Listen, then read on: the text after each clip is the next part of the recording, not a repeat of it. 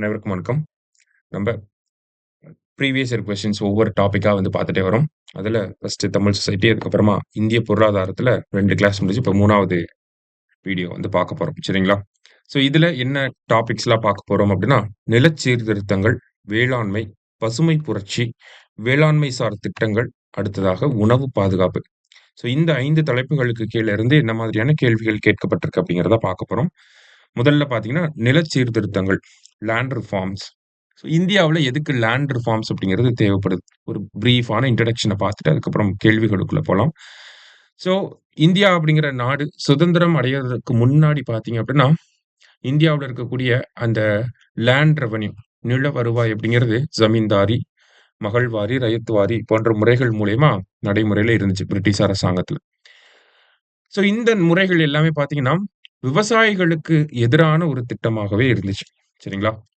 இப்ப இந்தியா சுதந்திரம் அடைஞ்சதுக்கு பிறகு பார்த்தீங்க அப்படின்னா, நெறைய பிரச்சனைகள் இருந்தாலுமே, முக்கியத்துவம் வாய்ந்த பிரச்சனையா இருக்கிறது இந்த விவசாயம், விவசாயம் சார்ந்து இருக்கக்கூடிய தொழில்கள சரி செய்யணும். இந்த மாதிரியான ஒரு விஷயம் தான் நம்ம பார்த்துட்டு இருந்தோம். சரிங்களா? அப்ப விவசாயம் சார்ந்த விஷயங்கள நம்ம சரி செய்யணும் அப்படின்னா, அதுக்கு நில சீர்திருத்தங்கள் அப்படிங்கிறது ஒரு இன்றியமையாத விஷயமா இருந்துச்சு. ரொம்ப மச் நீடட் திங்கா இருந்துச்சு. ஏன்னா, இந்தியாவ பொறுத்தவரைக்கும் அப்பயும் சரி, இப்பயுமே சரி, இந்த நிலம் அப்படிங்கிறது பார்த்தீங்கன்னா, ஒரு சிலர் கையிலேயே வந்து அதிகமா தங்கியிருக்கு. விவசாயிகள் களத்துல இறங்கி விவசாயம் செய்யக்கூடிய விவசாயிகள் கையில நிலங்கள் அப்படிங்கிறது கம்மியாக தான் இருக்கு. ஓகேங்களா? ஏன்னா, ஒரு சாரார் கிட்ட மட்டும் தான் நிலங்கள் அதிகமாவே இருந்துச்சு. இண்டிபெண்டன்ஸ்க்கு அப்புறமா. ஸோ, அப்ப அந்த இருக்கக்கூடிய நிலங்கள மக்களுக்கு பிரிச்சு குடுக்கணும். விவசாயிகளுக்கு எதிரான இருந்த திட்டங்கள வந்து நிவர்த்தி பண்ணிட்டு, அதுக்கப்புறமா புதிய திட்டங்கள வந்து கொண்டு வரணும். விவசாயிகளுக்கு ஆதரவா இருக்கக்கூடிய திட்டங்கள கொண்டு வரணும். விவசாயத்த சரி செய்யணும் அப்படிங்கிறதுக்காக கொண்டு வரப்பட்டது தான் இந்த நிலச் சீர்திருத்தங்கள் அப்படிங்கிற இந்த ஒரு விஷயம். சரிங்களா? ஸோ இந்த நிலச் சீர்திருத்தங்கள்ல என்ன பண்ணியிருப்பாங்க அப்படின்னு பார்த்தீங்கன்னா, ஒரு 4 விஷயங்கள வந்து பண்ணியிருப்பாங்க. ஓகேங்களா? எடுத்தோனே பார்த்தீங்கன்னா, அபாலிஷன் ஆஃப் இன்டர்மீடியரீஸ் அப்படின்னு சொல்லுவாங்க. இடைத்தரகர்கள ஒழிக்கிறது. அதுதான் அந்த முதல் விஷயம். இன்டர்மீடியரீஸ் அப்படின்னு சொல்லுவாங்க. இடைத்தரகர்கள வந்து ஒழிக்கணும். அடுத்ததா பார்த்தீங்கன்னா, குத்தகைதாரர்களுக்கான சீர்திருத்தங்கள். டெனன்சி ரிஃபார்ம்ஸ் அப்படின்னு சொல்லுவாங்க. ஓகேங்களா? டெனன்சி ரிஃபார்ம்ஸ் அப்படிங்கிறது பண்ணணும். ஏன்னா, நிலம் ரென்ட்‌க்கு வாங்கி தான் விவசாயம் பண்ணுவாங்க. குத்தகைக்கு வாங்கி. அப்படிங்கிறப்ப அவங்களோட உரிமைகள பத்தி அதிகமா அரசாங்கம் பேச வேண்டிய ஒரு நிலைமை இருந்துச்சு. அடுத்ததா பார்த்தீங்க அப்படின்னா, லேண்ட் சீலிங் அப்படிங்கிறது. ஓகேங்களா? நில உச்சவரம்பு. ஏன்னா ஜமீன்தார்கள் கையில பார்த்தீங்கன்னா, அவ்வளவு ஏக்கர்களாக நிலங்கள் இருந்துச்சு. அதையெல்லாம் பிரிச்சு விவசாயம் பண்ணக்கூடிய விவசாயிகளுக்கிட்ட குடுக்கணும். ஓகேங்களா? இந்த லேண்ட் சீலிங் அப்படிங்கிறது. ஓகேங்களா? அடுத்ததா பார்த்தீங்க அப்படின்னா, லேண்ட் கன்சாலிடேஷன் அப்படின்னு சொல்லுவாங்க. ஏன்னா, அந்த நிலத்த வந்து கன்சாலிடேட் பண்றது. ஏன்னா இந்தியாவுல பார்த்தீங்கன்னா, ஃபிராக்மென்டடா தான் இருக்கும். ஓகேங்களா? ஒருத்தர் கிட்டயே பார்த்தீங்கன்னா, அந்த லேண்ட் அப்படிங்கிறது பிரிஞ்சு பிரிஞ்சு 1 ஏக்கருக்கும் குறைவாக தான் நெறைய பேர்கிட்ட நிலம் அப்படிங்கிறது இருக்கு. ஓகேங்களா? அதுக்கு பல காரணங்கள சொல்லலாம். அந்த காலத்துல வந்து மக்கள் தொகை அதிகமா இருந்துச்சு. இல்லையா? மக்கள் தொகை அதிகமா இருக்கப்போ, ஒரு குடும்பத்துக்கிட்ட இப்போ ஒரு 10 ஏக்கர் நிலம் இருக்கு. அந்த குடும்ப தலைவர்கிட்ட பார்த்தீங்கன்னா, அ ஒரு 5, 6 பிள்ளைங்க இருக்கு அப்படின்னா, அந்த எல்லாருக்குமே பிரிச்சு குடுத்து தான் ஆகணும், சொத்து பிரிக்கிறப்ப. அப்படிங்கிறப்ப கன்சாலிடேட்டடா இருக்கக்கூடிய லேண்ட் வந்து ஃபிராக்மென்டடா மாற ஆரம்பிக்குது. ஸோ இந்த மாதிரியே நாளடைவுல என்ன ஆகுது அப்படின்னு பார்த்தீங்கன்னா, இந்தியாவுல லேண்ட் ஃபிராக்மென்டடாவே நெறைய லேண்ட் வந்து இருக்கு. ஓகேங்களா? அப்ப அது எல்லாத்தையும் கன்சாலிடேட் பண்ணி கோஆப்பரேட்டிவ் ஃபார்மிங் கூட்டுறவு விவசாயத்த வந்து ப்ரமோட் பண்ணணும். ஸோ இந்த மாதிரியான அப்ஜெக்டிவ்ஸோட தான் நமக்கு இந்தியாவுல நிலச் சீர்திருத்தங்கள் அப்படிங்கிறது ஆரம்பிக்கப்படுது. சரிங்களா? ஸோ அதை தழுவி நெறைய ரிஃபார்ம்ஸ் வந்து பண்ணியிருப்பாங்க. அததான் நம்ம ஒவ்வொன்னா வந்து பார்க்க போறோம். சரியா? ஸோ பேசிக்கா நில சீர்திருத்தங்கள் அப்டின்னா, இத அடிப்படையா வச்சு தான் பண்ணியிருப்பாங்க. நம்ம மெயின்ஸ் பாயிண்ட் ஆஃப் வியூலயுமே இந்த பாயிண்ட்ட சைட் ஹெட்டிங்கா போட்டு தான் இத பேஸ் பண்ணி தான் நம்ம பிரசன்ட் பண்ற மாதிரியுமே இருக்கும். சரியா? சரி. இப்ப நில சீர்திருத்தங்கள் அதுக்குள்ள என்னென்ன கமிட்டீஸ் வரும் அப்டின்னு பார்த்தீங்கன்னா, ஒரு 2டே கமிட்டி தான். ஒண்ணு சென்ட்ரல் லெவல்ல, நேஷனல் லெவல்ல பார்த்தீங்கன்னா, ஜே.சி. குமரப்பா கமிட்டி அப்டின்னு சொல்லி ஒண்ணு வரும். ஓகேங்களா? So J.C.. Kumarappa committee. Tamil Nadu அளவுல பார்த்தீங்கன்னா, பிரகாசம் கமிட்டி அப்படின்னு சொல்லி ஒண்ணு இருக்கு. சரிங்களா? நில சீர்திருத்தம் சார்பாக இருக்கக்கூடிய கமிட்டீஸ்ன்னு கேட்டாங்கன்னா இதுதான். தமிழ்நாடு அளவுலன்னா பிரகாசம் கமிட்டி, இந்திய அளவுல அப்படின்னா ஜே.சி. குமரப்பா கமிட்டி. இது 2 ஃபேக்சுவலா கொஞ்சம் ஞாபகம் வச்சுக்கணும். சரியா? ரைட். இப்ப கேள்விகளுக்குள்ள போனோம்னா, ஃபர்ஸ்ட் என்ன கேட்டிருக்காங்க அப்படின்னா, நில வருவாய் செலுத்துவதை பொறுத்தவரை முழு கிராமமும் ஒரு அழகாக கருதப்பட்டது. அந்த முறை என்ன? அப்படின்னு சொல்லி கேட்டிருக்காங்க. ஸோ ஹோல் வில்லேஜே இருக்கு அப்படின்னா, அது மகள்வாரி. ஓகேவா? மகள் அப்படின்னாலே அந்த வார்த்தைக்கு கிராமம், வில்லேஜ் அப்படிங்கிறது தான் மீனிங். சரிங்களா? ரயத் வாரி அப்படின்னா, அந்தந்த பர்ட்டிகுலர் விவசாயி தான் அந்த ஃபார்மர் தான் வந்து நிலவரிய வந்து செலுத்துவாங்க. சரியா?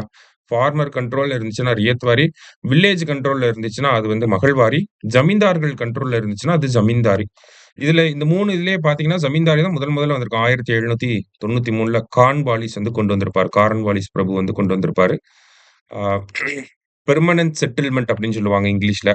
மத்தபடி பார்த்தீங்கன்னா, ஜாகீர்தாரி, மல்கூசாரி, பிஸ்வேதாரி இந்த மாதிரியான பெயர்கள்லாம் இருக்கு. ஓகேங்களா? 8த் புக்ல பார்த்தீங்கன்னா, இந்த பேர்லாம் குடுத்திருப்பாங்க. மல்குசாரி, பிஸ்வேதாரி அப்படிங்கிற முறையாக இத சொல்றாங்க. இது ஜாகீர்தாரி அப்படின்னு சொல்லி சொல்றாங்க. அதே மாரி லேண்ட்லார்ட் டெனன்ட் சிஸ்டம் அப்படின்னு சொல்லி சொல்லுவாங்க. சரியா? ஜமீன்தாரி முறை. ரியத்வாரி முறை அப்படிங்கிறது தாமஸ் முன்ரோ மெட்ராஸ் மாகாணத்தில 1820ல கொண்டு வந்திருப்பாரு. அடுத்ததா மகள்வாரி அப்படிங்கிறது வில்லியம் பென்டிக் அவர்களால கொண்டு வரப்பட்டது. ஓகேங்களா? வில்லியம் பென்டிக் ஆ இன்னும் 2 பேர் வருவாங்க. Martins Burt, Robert Martins Burt அப்படிங்கிறவரு வருவாரு. ஹால்ட் மெக்கன்சி அப்படிங்கிறவரு வருவாரு. இது எல்லாமே ஹிஸ்டரி ரிலேட்டடாவும் நம்ம இத பார்த்துருக்கோம். சரியா? இப்ப ஹோல் வில்லேஜ் முழு கிராமமும் சேர்ந்து வந்துச்சு அப்படின்னா, அது மகள்வாரிக்கு தான் வரும். சரியா? ரைட். அடுத்தது. உப்பால் குழுவை அமைப்பதற்கு காரணம் என்ன? அப்படின்னு சொல்லி கேட்டிருக்காங்க. ஸோ உப்பால் குழு அப்படிங்கிறது டைரக்ட் கொஸ்டின் தான் இது. எதுக்காக அப்படின்னு பார்த்தீங்கன்னா, வேஸ்ட் லேண்ட வந்து சர்வே பண்றதுக்காக, அந்த எப்படி புரொடக்டிவான லேண்டா மாத்துறதுக்கு ஸ்டடி பண்ணியிருப்பாங்க. வேஸ்ட் லேண்ட தரிசு நிலங்கள ஆய்வு செஞ்சு அத புரொடக்டிவா மாத்தணும் அப்படிங்கிறதுக்காக. சரியா? அடுத்தது 4 ஸ்டேட்மெண்ட் வந்து குடுத்திருக்காங்க. வில்லியம் பென்டிக் என்பவரால் மகள்வாரி முறை அறிமுகப்படுத்தப்பட்டது அப்படின்னு சொல்லி குடுத்திருக்காங்க. ஸோ வில்லியம் பென்டிக்கா அப்படின்னு பார்த்தீங்கன்னா, கரெக்ட் தான். மகள்வாரி முறை 1833ஆம் ஆண்டு தோற்றுவிக்கப்பட்டது. சரிதான். 833ல தான் வந்திருக்கும். மகள்வாரி முறையில் அரசாங்கமே நிலத்தின் சொந்தக்காரர் அப்படின்னு சொல்லி குடுத்திருக்காங்க. ஸோ லேண்ட் ஓனர் யாருன்னா கவர்ன்மென்ட்ன்னு குடுத்திருக்காங்க. ஆக்சுவலி அந்த வில்லேஜ் தான் வரும். சரியா? அப்ப 3 ஸ்டேட்மெண்ட் தப்பு. மகள்வாரி முறையில் கிராம குழுவானது வரி வசூலிக்கும் பொறுப்பு கொண்டது அப்படின்னு சொல்லி குடுத்திருக்காங்க. ஸோ இந்த கிராம குழு தான் வில்லேஜ் கமிட்டி தான் வந்து வரிய வசூலிச்சு அரசாங்கத்துக்கிட்ட குடுப்பாங்க. சரியா? ஸோ 4த் ஸ்டேட்மெண்ட் கரெக்ட்.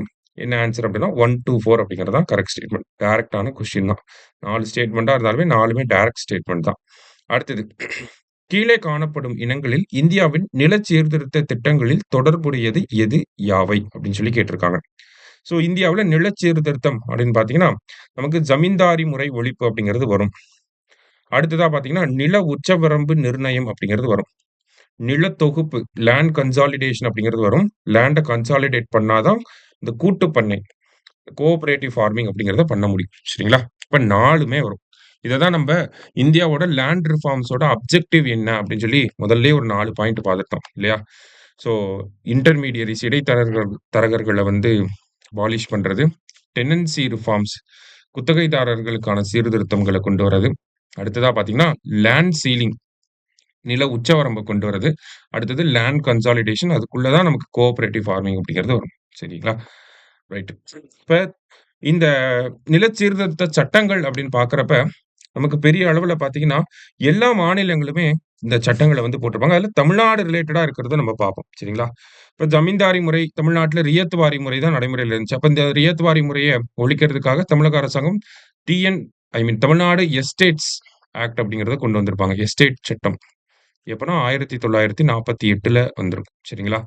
அடுத்தது லேண்ட் சீலிங் நில உச்சவரம்பு சட்டம் அப்படிங்கிறது நமக்கு எப்போ வந்திருக்கும்னா, தமிழ்நாடு லேண்ட் ரிஃபார்ம்ஸ் ஆக்ட் 1961ன்னு சொல்லுவாங்க. ஓகேவா? Tamil Nadu land reforms act.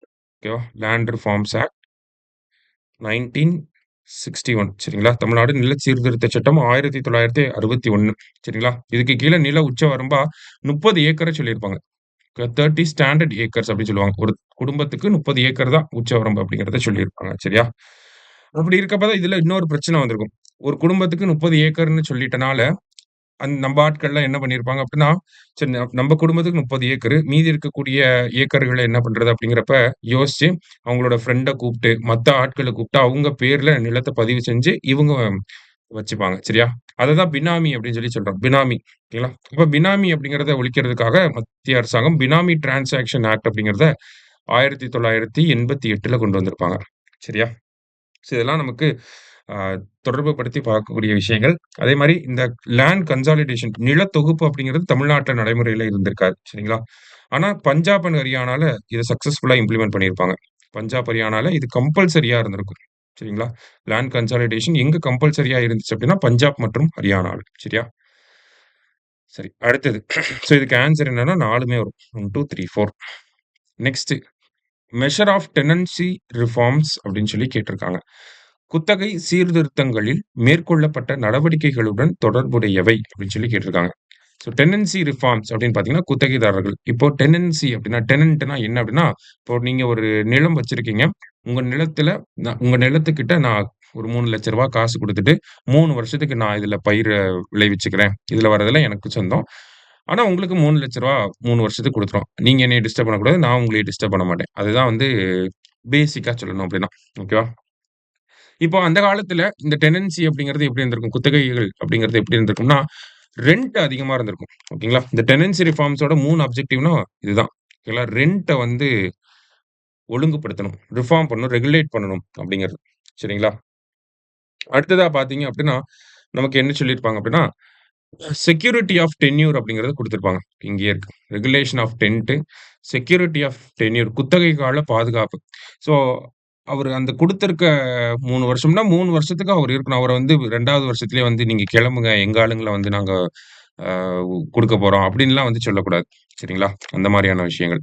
அடுத்தது ஓனர்ஷிப் ரைட்ஸ். ஓகேங்களா? ரொம்ப நாள் அந்த நிலத்திலேயே வந்து அவங்க விவசாயம் பண்றாங்க அப்டின்னா, அந்த மாதிரியா இருக்கக்கூடிய விவசாயிகளுக்கு அந்த நிலத்த அப்படியே சொந்தமா குடுத்துருவாங்க. ஒரு சில மாநிலங்கள்ல இது பண்ணப்பட்டுச்சு. சரிங்களா? இப்போ ஓனர்ஷிப் ரைட்ஸ் அப்படிங்கிறதும் வரும். சரிங்களா? அப்ப இந்த டெனன்சி ரிஃபார்ம்ஸ் அப்படின்னாலே இந்த 3 பாயிண்ட் தான். ஓகேங்களா? ரென்ட்ட ரெகுலேட் பண்ணணும். ஆ குடுத்திருக்க காசு வரைக்கும் அந்த அந்த டென்யூர வந்து குத்தகை காலத்த வந்து பாதிக்க அடையாம இருக்கணும். அதே மாரி ஓனர்ஷிப் ரைட் உரிமைகள வந்து குடுக்கணும். சரிங்களா? ஸோ 1, 2, 3 அப்படிங்கிறது தான் கரெக்ட் ஆன்ஸர். சரியா? அடுத்தது. Land development banks provide credit to farmers for நில வள வங்கி விவசாயிகளுக்கு எந்த வகையான கடன்களை வழங்குகிறது அப்படின்னு சொல்லி கேட்டிருக்காங்க. ஓகேங்களா? ஸோ லேண்ட் டெவலப்மென்ட் பேங்க் அப்படின்னாலே இவங்க லாங் டெர்ம் லோன்ஸ் 15 வருஷம், 20 வருஷம் அந்த மாதிரியான கடன்கள குடுப்பாங்க. நீண்ட கால தேவைகளுக்கு. இந்தியாவுல முதல்ல பஞ்சாப்ல தான் இந்த லேண்ட் டெவலப்மென்ட் பேங்க் அப்படிங்கிறது 1920கள்ல ஆரம்பிக்கப்பட்டிருக்கும். ஓகேங்களா? இப்போ இந்த லேண்ட் டெவலப்மென்ட் பேங்க் என்னன்னு சொல்றாங்க அப்படின்னு பார்த்தீங்கன்னா, state cooperative agriculture and rural development bank அப்படின்னு சொல்றாங்க. ஓகேங்களா?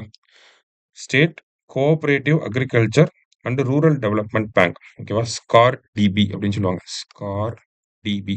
State cooperative agriculture and rural development bank அப்படிங்கிறது தான் இந்த லேண்ட் டெவலப்மென்ட் பேங்கோட இப்போ இருக்கக்கூடிய பேர். தமிழ்நாட்டில இத தான் இப்படி தான் நம்ம சொல்றோம். சரியா? ரைட். அடுத்தது 7வது கேள்வி. பின்வரும் கூற்றை கவனி அப்படின்னு சொல்லி குடுத்திருக்காங்க. நில சீர்திருத்தத்தில் ஜமீன்தாரி முறையில் நிலத்தை உழுபவரே அரசுக்கு வரி செலுத்துபவர் ஆவர். இங்கிலீஷ்ல என்ன குடுத்திருக்காங்க அப்படின்னா, ஜமீன்தாரி படி the tiller is responsible for paying tax to the government. So tiller is ரெஸ்பான்சிபிளா? நிலத்த உழுபவரா? அப்படின்னு பார்த்தீங்கன்னா கிடையாது. அந்த ஜமீன்தார் தான் ரெஸ்பான்சிபிள். சரிங்களா? அப்ப ஃபர்ஸ்ட் ஸ்டேட்மெண்ட் தப்பு. அடுத்தது ஜமீன்தாரி முறை கார்ன்வாலிஸ் என்பவரால் 1893ஆம் ஆண்டு துவங்கப்பட்டது அப்படின்னு சொல்லி குடுத்திருக்காங்க. ஸோ ஜமீன்தாரி முறைங்கிறது கரெக்ட். கார்ன்வாலிஸ்ங்கிறது கரெக்ட். ஆனா 1793 சரியா? செகண்ட் ஸ்டேட்மெண்ட் தப்பு. ஜமீன்தார் நிலத்தின் சொந்தக்காரர் ஆவார். கரெக்ட் தான். ஜமீன்தார் தான் நிலத்துக்கு சொந்தக்காரர். 11ல 10 பங்கு ஆனுவல் ரெவென்யூவா குடுத்துருவாங்க கவர்ன்மென்ட் கிட்ட. ஜமீன்தாரி முறை வங்காளம், பீகார், ஒரிஸ்சா மற்றும் வாரணாசியில் அறிமுகப்படுத்தப்பட்டது. இதுவும் கரெக்ட் தான். இப்ப என்ன கேட்டிருக்காங்க? சரியான கூற்றுகள கேட்டிருக்காங்க. 3ம் 4ம் சரி. அடுத்தது. The marginal farmers in India who holds land up to அப்படின்னு சொல்லி கேட்டிருக்காங்க. ஸோ குறு விவசாயிகள்னு யார சொல்றோம்? Marginal farmers. இந்த இந்தியாவுல இது எப்படி பிரிச்சிருக்காங்க அப்படிங்கிறத நம்ம பார்ப்போம். மார்ஜினல் ஃபார்மர்ஸ் அப்படின்னு சொல்லுவாங்க. ஓகேவா? மார்ஜினல். அடுத்தது ஸ்மால் அப்படின்னு சொல்லுவாங்க. அடுத்தது வந்து பார்த்தீங்கன்னா, செமி மீடியம் அப்படின்னு சொல்லுவாங்க. ஓகேவா? செமி மீடியம் 3வது முறை பேரு. அடுத்தது மீடியம். அடுத்ததா லார்ஜ். ஓகேங்களா? இப்படிதான் பிரிச்சிருக்காங்க. சரியா? இப்போ மார்ஜினல் அப்படின்னு பார்த்தீங்கன்னா, நமக்கு 1 1 ஹெக்டேருக்கும் கம்மியா இருக்கணும். ஓகேங்களா? Below 1 hectare. சரியா? 1 ஹெக்டேருக்கும் கம்மியா இருக்கணும். ஸ்மால் அப்படின்னு பார்த்தீங்கன்னா, 1லிருந்து 2 ஹெக்டேர் இருக்கணும். செமி மீடியம் அப்படின்னா 2லிருந்து 4 ஹெக்டேர் இருக்கணும். மீடியம் அப்படின்னா 4லிருந்து 10 ஹெக்டேர் வரைக்கும் இருக்கும். சரிங்களா? லார்ஜ் அப்படின்னா 10 ஹெக்டேருக்கு மேல. அபவ் 10 ஹெக்டேர்ஸ் சரியா? அப்ப மார்ஜினல் அப்படின்னா அப் டூ 1 ஹெக்டேர் சரியா? 1 ஹெக்டேர் வரைக்கும். அடுத்தது ஸ்மால் அப்படின்னா 1லிருந்து 2 ஹெக்டேர் வரைக்கும். செமி மீடியம் அப்படின்னா 2லிருந்து 4, மீடியம் அப்படின்னா 4 டூ 10, லார்ஜ்னா 10க்கு மேல. சரியா? இங்க என்ன கேட்டிருக்காங்க? மார்ஜினல்ங்கிறத கேட்டிருக்காங்க. அப்போ 1 ஹெக்டேர் சரியா? அடுத்தது இந்தியாவில் தொடங்கப்பட்ட நிலச் சீர்திருத்தத்தின் பகுதியாக பின்வருவன சேர்க்கப்பட்டது அப்படின்னு சொல்லி கேட்டிருக்காங்க. ஸோ இடைத்தரகர்களை ஒழித்தல், குத்தகை சீர்திருத்தங்கள், விவசாய மறுசீரமைப்பு. 3மே வரும். ஸோ ஆல் தி அபோவ் அப்படிங்கிறது கரெக்ட் ஆன்ஸர். சரிங்களா? லேண்ட் ரிஃபார்ம்ஸ்னாலே அதோட அப்ஜெக்டிவ்ஸ பார்த்தோம் இல்லையா? அததான் இங்க குடுத்திருக்காங்க. அடுத்தது the objective of tenancy reform. நில குத்தகை சீர்திருத்த சட்டத்தின் குறிக்கோள் என்ன? அப்படின்னு சொல்லி கேட்டிருக்காங்க. ஸோ டெனன்சி ரிஃபார்ம்னா என்ன பார்த்தோம்? ஒண்ணு ரென்ட்ட ரெகுலேட் பண்ணணும். இன்னொன்னு அந்த டென்யூர் வந்து குடுக்கணும். அந்த காலத்த அப்படியே குடுத்துறணும். அதே மாரி ஓனர்ஷிப் ரைட்ஸ் அப்படிங்கிறத பார்த்தோம். ஆனா இங்க பார்த்தீங்கன்னா, அந்த மாரி ஒண்ணுமே இல்ல. என்ன குடுத்திருக்காங்க? அபாலிஷன் ஆஃப் இன்டர்மீடியரீஸ் அப்படிங்கிறத ஆன்ஸரா குடுத்திருக்காங்க. ஆனா இந்த அபாலிஷன் ஆஃப் இன்டர்மீடியரீஸ் இடைத்தரகர்களை நீக்குவது அப்படிங்கிறது லேண்ட் ரிஃபார்ம்ஸோட அப்ஜெக்டிவா தான் பார்த்திருந்தோம் நம்ப. So land reforms, tenancy reforms பார்க்குறப்ப இந்த 3 ஆப்ஷனும் வராது நமக்கு. ஸோ அதனால மேபி எடுத்துக்கலாம். பட் ஸ்டில் லேண்ட் ரிஃபார்ம்ஸ் அப்படின்னா தான் நிலச் சீர்திருத்தம்னா தான் இடைத்தரகர்களை நீக்குவது அப்படிங்கிறது வரும். சரியா? டிஎன்பிஎஸ்சி குடுத்த ஆன்ஸர் நம்ம டிஸ்பியூட் பண்ண முடியாது. ரைட் அடுத்தது. ஜமீன்தாரி முறையை தொடங்கியவர் யார்? அப்படின்னு சொல்லி கேட்டிருக்காங்க. 1793ல லார்ட் கார்ன்வாலிஸ். சரியா? அடுத்தது. குத்தகை சட்டத்தின் முக்கிய அம்சம் என்ன அப்படின்னு பார்த்தீங்கன்னா, ஒப்பந்த காலத்தை நிர்ணயித்தல். கரெக்ட் தான். நியாயமான வாடகை, ரென்ட்ட ரெகுலேட் பண்ணணும் அப்படின்னு சொல்லி, அதே மாரி நிலத்தை வாங்கும் உரிமை. நம்ம பார்த்த 3 பாயிண்ட் தான் வேற மாதிரியான வார்த்தைகள்ல குடுத்திருக்காங்க. Rent, tenure, ownership of land. இந்த 3 தான் திருப்பி திருப்பி கேட்கறாங்க. அது வேற மாதிரி கேட்கறாங்க அவ்வளவுதான். ஸோ 1, 2, 3 அப்படிங்கிறது கரெக்ட். நெக்ஸ்ட். ஸோ நிலச் சீர்திருத்தம் என்பது சமூக நீதியின் பார்வையில் விவசாய உற்பத்தியை உயர்த்துவது மற்றும் உரிமையை மறுபகிர்வு செய்வதை உள்ளடக்கியது. ஸோ டைரக்ட்டா லேண்ட் ரிஃபார்ம்ஸ பத்தி தான் கேட்டிருக்காங்க இங்க. சரியா? ரைட் அடுத்தது. What is the land ceiling limit under the Madras land reforms act of 1961? அதாவது தமிழ்நாடு லேண்ட் ரிஃபார்ம்ஸ் ஆக்ட்ன்னு நம்ம பார்த்தோம். இப்ப தமிழ்நாடுன்னு சொல்றோம். அப்ப மெட்ராஸ்ன்னு சொல்லியிருப்போம். சரியா? ஸோ இதுக்கு கீழ நில உச்சவரம்பு எவ்வளவு அப்படின்னா 30 ஏக்கர்ஸ். 30 standard acres. 30 நிலையான ஏக்கர். சரியா? அடுத்தது. What was the need for land reforms in India? அதாவது இந்தியாவில் நில சீர்திருத்தங்களுக்கான அவசியம் என்ன? ஒய் லேண்ட் ரிஃபார்ம்ஸ் வேர் நீடட் அப்படின்னு சொல்லி கேட்டிருக்காங்க. ஏன்னா விவசாய நிலம் அப்படிங்கிறது பிரிக்கப்பட்டு இருந்துச்சு. அத கன்சாலிடேட்லாம் பண்ணி ஓரளவுக்கு விவசாயத்த புரொடக்டிவிட்டியா மாத்தணும் அப்படின்னா ஏதாவது ஒண்ணு பண்ணியாகணும். அதுக்காக தான். ஒரு நபருக்கான விதைக்கப்பட்ட நிலத்தின் பரப்பளவு அதிகரித்து வருவது அப்படின்னு சொல்லி குடுத்துருக்காங்க. ஆக்சுவலி அது குறைந்து வரும். சரிங்களா? அடுத்தது உற்பத்தி திறன் குறைந்து வருகிறது அப்படின்னு சொல்லி குடுத்துருக்காங்க. புரொடக்டிவிட்டி கம்மியா தான் இருந்துச்சு. ஏன்னா சின்ன சின்ன லேண்ட்ல நம்ம விவசாயம் பண்றப்ப அங்க புரொடக்டிவிட்டி 0வா தான் இருக்கும். ஓகேங்களா? ஸோ சின்ன லேண்டா இருக்கும். ஆனா நெறைய பேர் வந்து அங்க வேலை செஞ்சுட்டு இருப்பாங்க. அப்ப புரொடக்டிவிட்டி என்ன ஆகும்? ஒண்ணுமே இருக்காது அங்க. ஓகேவா? ஸோ அததான் சொல்ல வராங்க. இதனால தான் நமக்கு நில சீர்திருத்தங்கள் தேவைப்பட்டிருக்கு அப்படின்றத குடுக்குறாங்க. சரியா? So 1 and 3 correct. 2 மட்டும் தப்பு. அடுத்தது. என்ன கேட்டிருக்காங்க? கீழ்க்கண்டவற்றுள் நிலச் சீர்திருத்த நடவடிக்கைகளோடு தொடர்புடையவை எவை? அப்படின்னு சொல்லி குடுத்திருக்காங்க. ஸோ இடைத்தரகர்களை ஒழித்தல் நிலச் சீர்திருத்தத்துக்கு வரும். நிலக் குத்தகை சட்டம். ஓகேங்களா? டெனன்சி. அடுத்தது அதிக மகசூல் தரும் விதைகள். இது வராது. இது வந்து கிரீன் ரெவல்யூஷன் பசுமை புரட்சியோட வந்துரும். ஓகேங்களா? அடுத்தது நில உச்சவரம்பு வரும். ஸோ 1, 2, 4 அப்படிங்கிறது தான் கரெக்ட். Option A. அடுத்தது. தமிழ்நாட்டில் 1948ஆம் ஆண்டு ஜமீன்தார் முறையை ஒழிக்க பரிந்துரை செய்த குழுவின் பெயரை குறிப்பிடுக அப்படின்னு சொல்லி குடுத்திருக்காங்க. ஸோ நம்ம பார்த்தோம். தமிழ்நாடு அப்படின்னா பிரகாசம் குழு, இந்தியா அப்படின்னா ஜே.சி. குமாரப்பா அப்படின்னு சொல்லி. இங்க வி.ஆர். கிருஷ்ண சர்க்காரியா கமிஷன் நமக்கு எல்லாருக்கும் தெரியும். சென்ட்ரல் ஸ்டேட் ரிலேஷன்ஸ்ன்னு சொல்லி. வி.ஆர். கிருஷ்ண இவர் யாரு அப்படின்னு சம்பந்தமே இல்லாம அப்படின்னு பார்த்தீங்கன்னா, 1987ல இந்த கமிட்டி போட்டிருப்பாங்க. அதாவது பெண் சிறை கைதிகள் இருப்பாங்க இல்லையா? விமன் பிரிசனர்ஸ் அத ரிலேட் பண்ணி வர்றது தான் இந்த வி.ஆர். கிருஷ்ண ஐயர் கமிட்டி அப்படிங்கிறது. சரியா? ரைட். அடுத்தது. பின்வரும் முறைகளில் எந்த முறை கிராம மக்களால் ஆன குழுவினர் நிலச் சொந்தக்காரர்களாக இருந்து நிர்வாகம் செய்தனர்? ஓகேங்களா? கிராம மக்களால நிர்வாகம் செய்யப்படுது அப்படின்னா, அது வந்து மகள்வாரி முறையா தான் இருக்கணும். சரியா? பாருங்க மகள்வாரி ஜமீன்தாரியில தான் திருப்பி திருப்பி கேள்வி கேட்கறாங்க. அத அப்ப இன்னும் கொஞ்சம் அழுத்தம் குடுத்து படிச்சுக்கணும். அடுத்தது. 1951ஆம் ஆண்டு ஜமீன்தார் ஒழிப்பு முறை சட்டத்தின் விளைவு யாது அப்படின்னு சொல்லி கேட்டிருக்காங்க. So impact of zamindari abolition act அப்படின்னு சொல்லி கேட்டிருக்காங்க. சரியா? ஸோ என்னவா இருந்திருக்கும்? ஜமீன்தாரி முறை அப்படிங்கிறப்ப அவங்க கையில இருந்த நிலங்கள பிரிச்சு குடுத்திருப்பாங்க. அப்ப குத்தகைதாரர்கள் மற்றும் பங்குதாரர்கள் 62,00,000 ஹெக்டேர் நிலத்தின் உரிமையை பெற்றனர் அப்படின்னு சொல்லி குடுத்திருக்காங்க. சரியா? ரைட். அடுத்தது. ஜமீன்தாரி சிஸ்டம் அப்படின்னு சொல்லி லேண்ட்லார்ட் சிஸ்டம் அப்படின்னு சொல்லி குடுத்திருக்காங்க. கரெக்ட் தான். ஓகேவா? அடுத்தது தமிழ்ல என்ன குடுத்திருக்காங்கன்னா, ஜமீன்தாரி முறை, நிலச்சுவான்தார் முறை அப்படின்னு சொல்லி குடுத்திருக்காங்க. கரெக்ட் தான். மகள்வாரி முறை அப்படின்னா சொந்த சாகுபடி முறை வராது. அது ரயத் வாரிக்கு தான் சொந்த சாகுபடி முறை வரும். அதாவது ஓன் ஃபார்மர்ஸே வந்து அதுக்கு ரெப்ரசன்டேட்டிவா இருப்பாங்க. மகள்வாரி முறைனா இனவாரி முறை. அந்த ஒரு வில்லேஜ நம்ம எடுத்துக்கலாம். கம்யூனிட்டியா எடுத்து குடுப்பாங்க அப்படிங்கிறது. சரியா? இப்போ ஃபர்ஸ்ட் ஒன் கரெக்ட். 2, 3 தப்பு. நில உடைமை முறை. நிலங்களுக்கான உரிமை மற்றும் நிர்வகித்தல் பற்றியது. நில உடைமைன்னா நிலங்களுக்கான உரிமைய பத்தின பேசுறது தான். 4த் ஒன் கரெக்ட் தான். சரிங்களா? இப்ப என்ன கரெக்ட் ஆன்ஸர் என்ன கேட்டிருக்காங்க? சரியானது இங்க தான் நம்ம மிஸ்டேக் பண்ணுவோம். சரிங்களா? இங்க சரியா, தப்பாங்கிறத பார்க்காம என்னத்தையாவது போட்டு வந்துரும். சரிங்களா? சரியாக பொருந்தியுள்ள இணையை தேர்ந்தெடுக்க அப்படின்னு சொல்லி கேட்டிருக்காங்க. ஸோ 1 அண்ட் 4 அப்படிங்கிறது தான் சரி. சரியா? அடுத்தது. அடுத்து என்ன கேட்டிருக்காங்க? மறுபடியும் ஜமீன்தாரி. ஜமீன்தாரி முறை பற்றிய பின்வரும் கூற்றுக்களில் எது சரியானது? ஜமீன்தாரி முறை 1793ஆம் ஆண்டு பிரிட்டிஷ் அரசால் உருவாக்கப்பட்டது. கார்ன்வாலிஸ் வருவாரு. கரெக்ட் தான். அடுத்த லைன்லயே குடுத்துட்டாங்க. கார்ன்வாலிஸ் பிரபு நில உரிமையாளர்களுடன் வரி பகிர்வு தொடர்பின் தீர்வை ஏற்படுத்தினார் அப்படின்னு சொல்லி குடுத்திருக்காங்க. கார்ன்வாலிஸ் கரெக்ட் தான். விளைபொருள் மதிப்பில் 50% நிலவரியாக வசூலிக்கப்பட்டது. ஆக்சுவலி நம்ம பார்த்தோம். ஓகேங்களா? இந்த ரேஷியோல தான் அவங்க வாங்கியிருப்பாங்க. இப்ப இது 50% 50% கேட்டா கிடையாது. சோ தப்பு. சரியா? 1 அண்ட் 2 அப்படிங்கிறது தான் கரெக்ட் ஆன்ஸர். நெக்ஸ்ட். அடுத்தது. நில சீர்திருத்தம் என்பது நிலக்கிழார்களிடம் இருக்கும் நிலத்தை நிலமற்றவர்களுக்கு மறுபகிர்வு செய்வது ஆகும் அப்படின்னு சொல்லி குடுத்திருக்காங்க. ஸோ லேண்ட் ரிஃபார்ம்னா லேண்ட அதிகமா வச்சிருக்கக்கூடிய லேண்ட் ஹோல்டர்ஸ் கிட்ட இருந்து வாங்கி அந்த சர்ப்ளஸ் ஆன லேண்ட நிலமே இல்லாதவங்க கிட்ட குடுக்கறது. ஓகேங்களா? அதுவும் தான் கரெக்ட் தான். சரிங்களா? நில சீர்திருத்தம் கேரளாவில் வெற்றி பெறவில்லை அப்படின்னு சொல்லி குடுத்திருக்காங்க. Actually it was a successful program in Kerala. சரியா? Second statement I mean reason அப்படிங்கிறது தப்பு. இப்ப கூற்று சரி, காரணம் தவறு அப்படிங்கிறது தான் கரெக்ட் ஆன்ஸர். சரியா? அடுத்தது. இந்தியாவில் இந்தியாவில் உள்ள நில உடைமை முறைகளில் எது நிரந்தர சொத்துரிமை சட்டத்தை அறிமுகப்படுத்தியது? நிரந்தர சொத்துரிமை பெர்மனன்ட் செட்டில்மென்ட் அப்படிங்கிறது லேண்ட்லார்ட் டெனன்ட் சிஸ்டத்த தான் சொல்லுவாங்க. சரியா?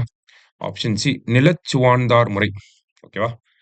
ஸோ இதோட நிலச்சீர்திருத்தங்கள், நிலம்னு பார்த்துட்டு இருக்கோம். லேண்ட் ரிஃபார்ம்ஸ்ல தற்போதைய ஸ்டேட்டஸ் என்ன அப்படின்னு பார்த்தீங்கன்னா, தமிழ்நாட பொறுத்தவரைக்கும் நம்ம பார்ப்போம்.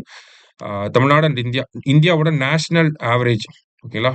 National average of land holding ஓகேவா? அதாவது ஒரு ஒரு விவசாயி இருக்காரு அப்படின்னா, அவர்கிட்ட ஆவரேஜா இந்தியாவுல எவ்வளோ ஏக்கர் நிலம் இருக்கு அப்படின்னு பார்த்தீங்கன்னா, 1 ஹெக்டேர் 1.08 ஹெக்டேர் நிலம் இருக்கு. இதுவே தமிழ்நாடோட ஆவரேஜ் என்ன அப்படின்னு பார்த்தீங்கன்னா, 0.75 ஹெக்டேர் தான் தமிழ்நாட்டுல இருக்கக்கூடிய விவசாயிகள் ஆவரேஜா வச்சிருக்கக்கூடிய நிலத்தின் அளவு.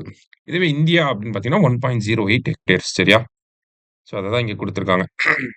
நெக்ஸ்ட் வேளாண்மை, அக்ரிகல்ச்சர் அப்படிங்கிற டாபிக் உள்ள போனோம்னா, which of the following are correctly matched அப்படின்னு சொல்லி கேட்டிருக்காங்க.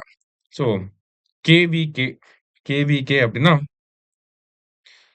கிசான் விக்யான் கேந்திராவா அப்படின்னு கேட்டா கிடையாது. ஓகேங்களா? கிருஷி விக்யான் கேந்திரா அப்படிங்கிறது வரணும். சரிங்களா? என்ன வரணும்னா, கிருஷி விக்யான் கேந்திரா அப்படிங்கிறது வரணும். சரியா? ஃபர்ஸ்ட் ஒன் தப்பு. அடுத்தது எஸ்எம்ஏஇ அப்படிங்கிறது சப்மிஷன் ஆன் அக்ரிகல்ச்சர் எக்ஸ்டென்ஷன் அப்படிங்கிறது கரெக்ட் தான். NSDA national skill development agency correct. ATMA அப்படின்னா அக்ரிகல்ச்சரல் டெக்னாலஜி மேனேஜ்மெண்ட் ஏஜென்சி அப்படிங்கிறது கரெக்ட். சரியா? இது 3ம் கரெக்ட். ஃபர்ஸ்ட் ஒன் மட்டும் தப்பா இருக்கு. அடுத்தது. காந்திய மாதிரியானது இந்தியாவில் பொருளாதார திட்டமிடலின் மிக முக்கியமான துறையாக எதை சீர்திருத்துவதை நோக்கமாக கொண்டுள்ளது அப்படின்னு சொல்லி கேட்டிருக்காங்க. ஸோ விவசாயத்துறையை சீர்திருத்துறது தான் முக்கியமான விஷயம். எக்கனாமிக் பிளானிங் இன் இந்தியால அப்படிங்கிறத சொல்லியிருப்பார். சரிங்களா? நெக்ஸ்ட் சமையல் எண்ணெய் உற்பத்தியில் ஏன் இந்தியா தற்சார்பு அடையவில்லை? எடிபிள் ஆயில் புரொடக்ஷன்ல ஏன் இன்னும் நம்ம பெட்டரா பெர்ஃபார்ம் பண்ணாம இருக்கோம் அப்படின்னா, ஹை கல்டிவேஷன் காஸ்ட் அப்படிங்கிறத குடுத்திருக்காங்க. கூடுதலான சாகுபடி செலவு. கூடுதல் செலவு அதிகமா எல்லா கிராப்புக்குமே இருக்க தான் செய்யும். இருந்தாலுமே பார்த்தீங்கன்னா, அரசாங்கம் எம்எஸ்பி குடுக்குறாங்க. ஓகேங்களா? இந்த எடிபிள் ஆயில் புரொடக்ஷன்க்காக எம்எஸ்பி வந்து குடுக்குறாங்க. அந்த எண்ணெய் விதைகள வந்து உற்பத்தி செய்றதுக்காக எம்எஸ்பி வந்து குடுக்குறாங்க. ஸோ, அதனால இந்த ஸ்டேட்மெண்ட் கரெக்ட்டான்னு ஏத்துக்க முடியுமான்னா கொஞ்சம் டவுட் தான். வரலாம், வராமயும் இருக்கலாம். சரியா? அடுத்தது லோ புரொடக்டிவிட்டி. இது கரெக்ட்டான ஸ்டேட்மெண்ட் தான். ஓகேங்களா? ஆ ஆயில் புரொடக்ஷன், ஆயில் கிராப்ஸ்ல வந்து பார்த்தீங்கன்னா, புரொடக்டிவிட்டி கம்மியா தான் இருக்கு. இந்தியாவுல ஓவராலாவே பார்த்தீங்கன்னா, எல்லா விதமான விவசாயத்துக்குமே லோ புரொடக்டிவிட்டி அப்படிங்கிறத நம்ம காமனா சொல்ல முடியும். சரியா? அடுத்தது லேக் ஆஃப் கவர்ன்மென்ட் சப்போர்ட் அப்படின்னு சொல்லி குடுத்துருக்காங்க. இது தவறு. ஓகேங்களா? ஆக்சுவலி கவர்ன்மென்ட் இதுக்காகவே பிரத்யேகமா ஒரு தேசிய அளவுல ஒரு திட்டத்த வச்சிருக்காங்க. National mission on edible oil அப்படின்னு சொல்லி அதுக்காகவே பிரத்யேகமா ஒரு திட்டமே இருக்கு. சரிங்களா? 2024, 25ல இருந்து 2030, 31 வரைக்கும் இந்த திட்டம் நடைமுறையில இருக்கு. சரிங்களா? இப்ப national mission on edible oil அப்படிங்கிறது இருக்கு. அப்ப கவர்ன்மென்ட் சப்போர்ட் கண்டிப்பா இருக்கு. எம்எஸ்பி குடுக்குறாங்க. இந்த மாரி திட்டங்கள போடுறாங்க. ஸோ கவர்ன்மென்ட் சப்போர்ட் அப்படிங்கிறது கண்டிப்பா இருக்கு. அதே மாரி டெஃபிஷியன்ட் டொமஸ்டிக் டிமாண்ட் அப்படின்னு சொல்லி குடுத்துருக்காங்க. போதிய உள்நாட்டு தேவையின்மை. உள்நாட்டு தேவை அதிகமா இருக்கு. எண்ணெய்க்கான நீட் அப்படிங்கிறது அதிகமா தான் இருக்கு. இங்க கம்மியா இருக்கு அப்படிங்கிறத குடுத்துருக்காங்க. ஸோ இது பேசிக்காவே தப்பு தான் இந்த பாயிண்ட். சரிங்களா? ஸோ 2 ஒன்லி அப்படிங்கிறது தான் கரெக்ட் ஆன்ஸர். 1 அண்ட் 2ன்னும் வரலாம். ஆனா அப்படி ஆப்ஷனும் இல்ல நமக்கு. சரியா? அடுத்தது. Who referred the Sarvodaya movement philosophy as a fuller and richer concept of people's democracy than any we have yet known அப்படின்னு சொல்லி கேட்டிருக்காங்க. ஸோ சர்வோதயா மூவ்மெண்ட்ட பத்தி இந்த மாரி பெருமையா பேசினது யார் அப்படின்னு பார்த்தீங்கன்னா, அனிமே போஸ் அப்படிங்கிறவர். சரிங்களா? சர்வோதயா மூவ்மெண்ட் அப்படிங்கிறது தான் இங்க குடுத்திருக்காங்க. ஸோ அனிமா போஸ் அப்படிங்கிறது தான் கரெக்ட் ஆன்ஸர். சரிங்களா? நெக்ஸ்ட் நெக்ஸ்ட் பார்த்தீங்க அப்படின்னா, 28 28ல என்ன சொல்லியிருக்காங்க? பின்வருவனவற்றுள் மத்திய அரசின் வேளாண் மற்றும் கூட்டுறவுத் துறையால் நடத்தப்படும் விவசாயிகள் களப்பள்ளி மூலம் ஒரு விவசாயி எத்தகைய அறிவினை பெற முடியும் அப்படின்னு சொல்லி கேட்டிருக்காங்க. இதுல ஃபார்மர்ஸ் ஃபீல்டு ஸ்கூல் மூலியமா என்ன நாலேஜ் அவங்களுக்கு கிடைக்குது அப்படின்னு பார்த்தீங்கன்னா, மண், உரம் மற்றும் பயிர் மேலாண்மை பற்றிய முறைகள் மற்றும் பயிற்சி. ஓகேங்களா? ஒரு ட்ரெய்னிங்க வந்து குடுக்குறாங்க. ஓகேங்களா?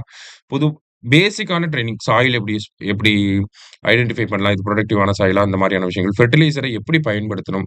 ஒரு பயிரை எப்படி மேனேஜ் பண்ணணும்? அப்படிங்கிற மாரியான பேசிக் ட்ரெய்னிங்ஸ் குடுக்குறாங்க. அதே மாரி இந்த ஃபார்மர்ஸ் ட்ரெய்னிங் எங்கேயாவது குடுக்குறாங்க அப்படின்னா, அரசாங்கத்தோட திட்டங்களுக்கு எப்படி அப்ளை பண்ணணும்? எப்படிலாம் தெரிஞ்சுக்கணும் அத? அந்த வித்தையும் கண்டிப்பா சொல்லிக் குடுப்பாங்க. சரியா? அப்ப how to get bank loans அப்படிங்கிறதும் வரும். சரிங்களா? 3வது பாயிண்ட் பாருங்க. நிலவள பற்றாக்குறைகளை அறிகுறிகளை புரியும் அறிவு. பற்றாக்குறைக்கான அறிகுறிகளை புரியும் அறிவு அப்படிங்கிறது வராது. சரிங்களா? ஸோ சாயிலோட டெஃபிஷியன்சி சிம்ப்டம்ஸ நம்ம கண்ணால பார்த்து விவசாயிகள் கண்ணால பார்த்து கண்டுபிடிக்க முடியாது. சிம்பிளா அவ்வளோதான். சரிங்களா? அதெல்லாம் டெஸ்ட் பண்ணா தான் தெரியும். ஓகேவா? ஸோ போத் ஏ அண்ட் பிங்கிறது மட்டும் தான் கரெக்ட் ஆன்ஸர். சரியா? Next. Why the rainbow revolution is so called. இந்தியாவுல பார்த்தீங்கன்னா, பல்வேறு விதமான ரெவல்யூஷன வந்து நம்ம போட்டு வச்சிருக்கோம். இல்லையா? பார்த்தீங்கன்னா, green, white, blue, yellow, golden, black, silver அப்படின்னு கலர் கலரா நம்ம போட்டு வச்சிருக்கோம். ஸோ அது எல்லாமே பார்த்தீங்கன்னா, அக்ரிகல்ச்சர்ல ஒரு ரெவல்யூஷன கொண்டு வந்திருக்கும். அக்ரிகல்ச்சர் சார்ந்து இருக்கக்கூடிய இண்டஸ்ட்ரீஸ், அலைடு செக்டார் எல்லாத்துலயுமே ஒரு ரெவல்யூஷன கொண்டு வந்திருக்கும். அதனால தான் நம்ம ரெயின்போ ரெவல்யூஷன் அப்படின்னு சொல்லி சொல்றோம். சரிங்களா? ரைட். இப்போ உங்க ஸ்கூல் புக்லயே பார்த்தீங்கன்னா, 11த் புக்ல ஒவ்வொரு ரெவல்யூஷனும் எதுக்கு வரும் அப்படிங்கிறது குடுத்திருப்பாங்க. கிரீன் ரெவல்யூஷன் அப்படின்னா அக்ரிகல்ச்சர், ஒயிட் ரெவல்யூஷன் அப்படின்னா மில்க், ப்ளூ ரெவல்யூஷன்னா ஃபிஷ், எல்லோ ரெவல்யூஷன்னா ஆயில் சீடு, கோல்டன் ரெவல்யூஷன்னா ஃப்ரூட், ஆப்பிள், ஹனி அதெல்லாம் வந்துரும். பிளாக் ரெவல்யூஷன் அப்படின்னா பெட்ரோலியம், சில்வர் ரெவல்யூஷன் அப்படின்னா எக்கு, ரவுண்ட் ரெவல்யூஷன் அப்படின்னா பொட்டேட்டோ, அடுத்தது ரெட் ரெவல்யூஷன் அப்படின்னா தக்காளியும், அப்புறமா மீட். ஓகேங்களா? Meat and tomato. Grey revolution அப்படிங்கிறது ஃபெர்டிலைசர். பிங்க் ரெவல்யூஷன் அப்படின்னா ஷ்ரிம்ப். ஓகேங்களா? லாஸ்ட்டா ப்ரவுன் ரெவல்யூஷன் அப்படிங்கிறது லெதருக்கு வரும். சரிங்களா? 11த் புக்லயே இருக்கு. கிரீன் ரெவல்யூஷன் டாபிக்கு கீழ பார்த்தீங்கன்னா, ஒரு பெரிய படம் போட்டு குடுத்திருப்பாங்க. அது கட்டாயம் படிச்சு வச்சுக்கோங்க. சரியா? அடுத்து அதெல்லாம் மேத்ஸ்ல கேட்பாங்க அடிக்கடி. Next Sarvodaya plan was formulated by. Sarvodaya திட்டம் இவரால் உருவாக்கப்பட்டது. சர்வோதயா திட்டம் 1950 ஜெயப்பிரகாஷ் நாராயண். சரிங்களா? அதே மாரி ஆச்சார்யா வினோபாவே அப்படின்னு பார்த்தீங்கன்னா, முக்கியமான ஆளு. பூதான் மூவ்மெண்ட் அப்படிங்கிறத கொண்டு வந்திருப்பார். பூமி தான இயக்கம் அப்படிங்கிறது. முதல்ல இவருக்கு பூதான் மூவ்மெண்ட் கீழ ஏப்ரல் 18, 1951ல தான் 100 ஏக்கர் நிலத்த ஒருத்தர் தானமா குடுத்திருப்பாரு. பெரிய மனசு தான் அவருக்கு. ஓகேங்களா? யாருன்னா ராம்சந்திரா ரெட்டி. ராம்சந்திரா ரெட்டி அவர்கள் போச்சம்பள்ளி அப்படிங்கிற பகுதி இருக்கு இல்லையா? ஆந்திரா இப்ப தெலுங்கானா. சரிங்களா? இந்த போச்சம்பள்ளி அப்படிங்கிற பகுதியில இருக்கக்கூடிய ராமச்சந்திரா ரெட்டி 100 ஏக்கர் நிலத்த ஏப்ரல் 18, 1951ல பூதான் இயக்கத்துக்கு கீழ ஆச்சார்யா வினோபாவே கிட்ட குடுத்திருப்பார். சரிங்களா? So basic facts. Next. Which are the following is not an instrument of agriculture price policy அப்படின்னு சொல்லி கேட்டிருக்காங்க. சரிங்களா? பின்வருவனவற்றுள் எது விவசாய பொருட்களின் விலை கொள்கை கருவிகள் இல்லை. அக்ரிகல்ச்சர் பிரைஸ் பாலிசில வராத ஒண்ணு என்ன அப்படின்னு பார்த்தீங்கன்னா, விவசாயிகளுக்கு கடன் வசதி செய்து தருதல் அப்படிங்கிறது. ஓகேங்களா? ஸோ கிரெடிட் ஃபெசிலிட்டி அப்படிங்கிறது ஒரு ஃபினான்ஷியல் சப்போர்ட் மெக்கானிசம் தான். அக்ரிகல்ச்சரோட பிரைஸ் பாலிசிக்கு கீழ அது வராது. அக்ரிகல்ச்சர் பிரைஸ் பாலிசினா என்னது? எம்எஸ்பி. எம்எஸ்பி அப்படிங்கிறது சோயிங் சீசனுக்கு முன்னாடி, விதைய விதைக்கிறதுக்கு முன்னாடியே சொல்லிருவாங்க. அதுக்கப்புறமா ப்ரொக்யூர்மென்ட் பிரைஸ் அப்படிங்கிறது இருக்கு. ப்ரொக்யூர்மென்ட் பிரைஸ் அப்படிங்கிறது பார்த்தீங்கன்னா, விவசாயிகள் கிட்ட அந்த மார்க்கெட்ல வந்து ஒரு கிராப்போட பிரைஸ் வந்து எம்எஸ்பியோட கம்மியா போகுது அப்படிங்கிறப்ப, அரசாங்கம் ப்ரொக்யூர்மென்ட் பிரைஸ் வச்சு அந்த விவசாயிகிட்ட இருந்து அந்த பொருட்கள வாங்கிப்பாங்க. அடுத்தது இஷ்யூ பிரைஸ் அப்படிங்கிறது இருக்கு. ஓகேங்களா? இஷ்யூ பிரைஸ் அப்படின்னா, நமக்கு வந்து இந்த ஃபுட் கார்ப்பரேஷன் ஆஃப் இந்தியா மாநில அரசாங்கத்துக்கு என்ன ரேட்ல வந்து குடுக்குறாங்க? என்ன ரேட்ல அந்த இப்ப கோதுமையோ, அரிசியோ குடுக்குறாங்க இல்லையா? அது என்ன ரேட்ல குடுக்குறாங்க அப்படிங்கிறது இஷ்யூ பிரைஸ். அடுத்தது ரீட்டெயில் பிரைஸ் அப்படிங்கிறது இருக்கு. ஓகேங்களா? ரீட்டெயில் பிரைஸ்னா நமக்கு ரேஷன் கடையில குடுக்கக்கூடிய பிரைஸ் தான் ரீட்டெயில் பிரைஸ் சரியா? இந்த மாரியான பிரைஸஸ் தான் நம்ம சொல்லுவோம். கிரெடிட் ஃபெசிலிட்டி அப்படிங்கிறது ஒரு பினான்சியல் சப்போர்ட் மெக்கானிசம் தான். அதுக்கு இதுக்கும் சம்மந்தம் கிடையாது. அடுத்தது சித்திரி அப்படிங்கிற பகுதி எந்த உற்பத்திக்கு பெயர் பெற்றது? அப்படின்னா சிந்திரி அப்படின்னு சொல்லுவாங்க இங்கிலீஷ்ல. ஸோ சிந்திரி அப்படிங்கிறது ஜார்க்கண்ட்ல இருக்கு. ஓகேங்களா? ஃபெர்டிலைசர் புரொடக்ஷனுக்கு ஃபேமஸான பிளேஸ். ஏன்னா, ஃபெர்டிலைசர் கார்ப்பரேஷன் ஆஃப் இந்தியா அப்படிங்கிற ஒரு ஃபெர்டிலைசர் உருவாக்கக்கூடிய ஒரு பிளான்ட் இருந்துச்சு. 2002ல குளோஸ் பண்ணியிருப்பாங்க. சரியா? ஸோ சிந்திரி அப்படின்னா ஃபெர்டிலைசர் எங்க இருக்குன்னா ஜார்க்கண்ட்ல இருக்கு. ரைட் அடுத்தது. ம். கீழ் குறிப்பிடப்பட்டதில் எது வேளாண் விளைக் கொள்கையின் முக்கிய நோக்கங்களில் குறிப்பிடாதது அப்படின்னு சொல்லி கேட்டிருக்காங்க. வராத விஷயம் என்ன அப்படின்னு சொல்லி கேட்டிருக்காங்க. Not part of agriculture price policy. To improve technology for higher production அப்படிங்கிறது வரும். சரிங்களா? அதிக உற்பத்திக்கு தொழில்நுட்பத்தை உயர்த்துவது வரும். நிலப்பகிர்வுக்கு உதவுவது. ஸோ அக்ரிகல்ச்சர் பிரைஸ் பாலிசின்னா என்னங்கிறது ஒரு ஓவர்வியூ பார்த்தோம். அதுக்கும் நிலப்பகிர்வு அப்படின்னா டிஸ்ட்ரிபியூஷன் ஆஃப் லேண்டுக்கும் அதுக்கும் சம்மந்தம் கிடையாது. சரிங்களா? அடுத்தது கொள்முதல் விலையை நிர்ணயம் செய்தல் கரெக்ட் தான். பொதுப்பகிர்வு முறையை மேலாண்மை செய்தல் அப்படிங்கிறதும் கரெக்ட் தான். சரிங்களா? எது வராது அப்படின்னா செகண்ட் ஒன் மட்டும் வராது. ஓகேவா? Next a scheme having cultivable command area of more than 10,000 hectares of irrigated area is known as அப்படின்னு சொல்லி கேட்டிருக்காங்க. 10,000 ஹெக்டேருக்கு அதிகமான விளைநிலங்களுக்கு பாசன வசதி வழங்கும் திட்டத்தினை எவ்வாறு அழைக்கலாம் அப்படின்னு சொல்லி பார்த்தீங்கன்னா, பெரிய நீர்ப்பாசன திட்டம். 10,000 ஹெக்டேருக்கு மேல அப்படின்னா பெரிய நீர்ப்பாசன திட்டம். ஓகேங்களா? இதுவே மீடியம் அப்படின்னா 2,000 ஹெக்டேர்ல இருந்து 10,000 ஹெக்டேர் வரைக்கும் வரும். மைனர் அப்படின்னா அப் டூ 2,000 ஹெக்டேர் வரைக்கும். ஸோ 2,000 ஹெக்டேர் வரைக்கும்னா மைனர். மீடியம் அப்படின்னா 2,000லிருந்து 10,000 ஹெக்டேர் வரைக்கும். மேஜர் அப்படின்னா 10,000க்கு மேல அந்த கமாண்ட் ஏரியா இருந்துச்சு அப்படின்னா. சரியா? ஸோ இதெல்லாம் நோட் பண்ணி வச்சுக்கோங்க. அடுத்தது 2011ஆம் ஆண்டின் மக்கள் தொகை கணக்கெடுப்பின்படி 54.6% தொழிலாளர்கள் விவசாயத் துறையை சார்ந்துள்ளனர். சரியா? விவசாயத்த சார்ந்து தான் இருக்காங்க. சுற்றுச்சூழலுக்கு உகந்த விவசாய முறையாகும் எது அப்படின்னு பார்த்தீங்கன்னா, நம்மளோட ஆர்கானிக் ஃபார்மிங் இயற்கை விவசாயம் தான். சரியா? அடுத்தது ஆப்பரேஷன் ஃப்ளட் என்னும் வார்த்தை இதனுடன் தொடர்புடையது. ஆப்பரேஷன் ஃப்ளட் அப்படின்னா ஒயிட் ரெவல்யூஷன தான் சொல்லுவாங்க. வெர்கீஸ் குரியன் அவர்கள் தலைமையில வந்திருக்கும். இப்ப பார்த்தீங்க அப்படின்னா, ஒயிட் ரெவல்யூஷன் 2.0 அப்படிங்கிறத கொண்டு வந்திருக்காங்க. எந்த மினிஸ்ட்ரி அப்படின்னா, கோஆப்பரேட்டிவ் மினிஸ்ட்ரி போன வருஷம் லான்ச் பண்ணியிருப்பாங்க. சரியா? ஒயிட் ரெவல்யூஷன் 2.0 அப்படிங்கிறத கோஆப்பரேட்டிவ் மினிஸ்ட்ரி கொண்டு வந்திருக்காங்க. சரியா? நெக்ஸ்ட் ஃபோர்டு அறக்கட்டளையின் பரிந்துரைகளின் அடிப்படையில் இந்திய அரசாங்கம் 1960இல் பசுமை புரட்சியின் தொடர்பாக ஐஏடிபியை அறிமுகப்படுத்தி 7 மாநிலங்களிலிருந்து 7 மாவட்டங்களை தேர்ந்தெடுத்து அதன்படி கீழ்கண்ட 4 மாநிலங்களுள் எந்த மாநிலம் அரிசி உற்பத்திக்கு தேர்ந்தெடுக்கப்படவில்லை அப்படின்னு சொல்லி கேட்டிருக்காங்க. ஓகேங்களா? அதாவது ஃபோர்டு அப்படிங்கிற அந்த ஆர்கனைசேஷனோட சேர்ந்து இன்டென்சிவ் அக்ரிகல்ச்சர் டெவலப்மென்ட் புரோகிராம் அப்படிங்கிறத ஒரு பிளான போட்டிருப்பாங்க. ஓகேங்களா? ஒரு 7 ஸ்டேட்ட செலக்ட் பண்ணியிருப்பாங்க. 7 ஸ்டேட்ல இருந்து 7 டிஸ்ட்ரிக்ட்ட செலக்ட் பண்ணியிருப்பாங்க. சரியா? அது ரைஸ் புரொடக்ஷனுக்கு தனியா, வீட் புரொடக்ஷன் தனியா அப்படி பிரிச்சிருப்பாங்க. இதுல ரைஸ்க்கு வராதது எது அப்படின்னு சொல்லி கேட்டிருக்காங்க. எது வராது அப்படின்னா உத்தரப்பிரதேசம் வராது. சரிங்களா? எதுக்கு வராதுன்னா ரைஸ்க்கு வராது. சரியா? அரிசி உற்பத்திக்கு வராதது. ஆனா உத்தரப்பிரதேஷ்ல ஒரு பிளேஸ் இருக்கு. சரியா? என்னென்ன பிளேஸஸ் அப்படின்னு பார்த்தீங்கன்னா, ஃபர்ஸ்ட் ராஜஸ்தான்ல பாலி அப்படிங்கிற பிளேஸ். ஓகேங்களா? பாலி ஆர் பலி ஏதோ ஒண்ணு. ராஜஸ்தான். சரிங்களா? அடுத்தது பஞ்சாப்ல வந்து பார்த்தீங்கன்னா, லூதியானா அப்படிங்கிற பிளேஸ். ஓகேங்களா? லூதியானா இன் பஞ்சாப். அடுத்து உத்தரப்பிரதேஷ்ல பார்த்தீங்கன்னா, அலிகர். சரிங்களா? அலிகர் முஸ்லீம் யுனிவர்சிட்டி. ரைட். அடுத்தது மத்திய பிரதேஷ் அப்படின்னா ராய்ப்பூர். ஓகேவா? அடுத்தது ஷாபாத் அப்படிங்கிறது பீகார்ல. ஓகேங்களா? பீகார்ல வந்து ஷாகாபாத். ஓகேவா? ஷாஹாபாத் அப்படின்னா பீகார். அடுத்து ஆந்திரால பார்த்தீங்கன்னா, நமக்கு கோதாவரி. மேற்கு கோதாவரின்னு சொல்லுவாங்க. வெஸ்ட் கோதாவரி. தமிழ்நாடு இருக்கான்னு கேட்டீங்கன்னா, இருக்கு தஞ்சாவூர். ஓகேவா? தமிழ்நாடு இல்லாமையா? அப்படிங்கிற மாரி தான். சரிங்களா? என்னென்ன ஊர்கள் அப்படின்னு பார்த்தீங்கன்னா, Pali in Rajasthan, Ludhiana in Punjab, Aligarh in Uttar Pradesh, Raipur in Madhya Pradesh, Shahabad in Bihar, west Godavari in Andhra Pradesh and தென் தஞ்சாவூர் இன் தமிழ்நாடு. இவங்கலாம் தான் வந்திருப்பாங்க. சரியா? ஐஏடிபிக்கு கீழ. ஐஏடிபி அப்படின்னா இன்டென்சிவ் அக்ரிகல்ச்சர் டெவலப்மென்ட் புரோகிராம். சரியா? 1960ல கொண்டு வந்திருப்பாங்க. Right next. கீழ்க்கண்ட வாக்கியங்களை கவனிக்கவும். நீல பொருளாதாரம் எதனுடன் தொடர்புடையது அல்ல? அப்படின்னு சொல்லி கேட்டிருக்காங்க.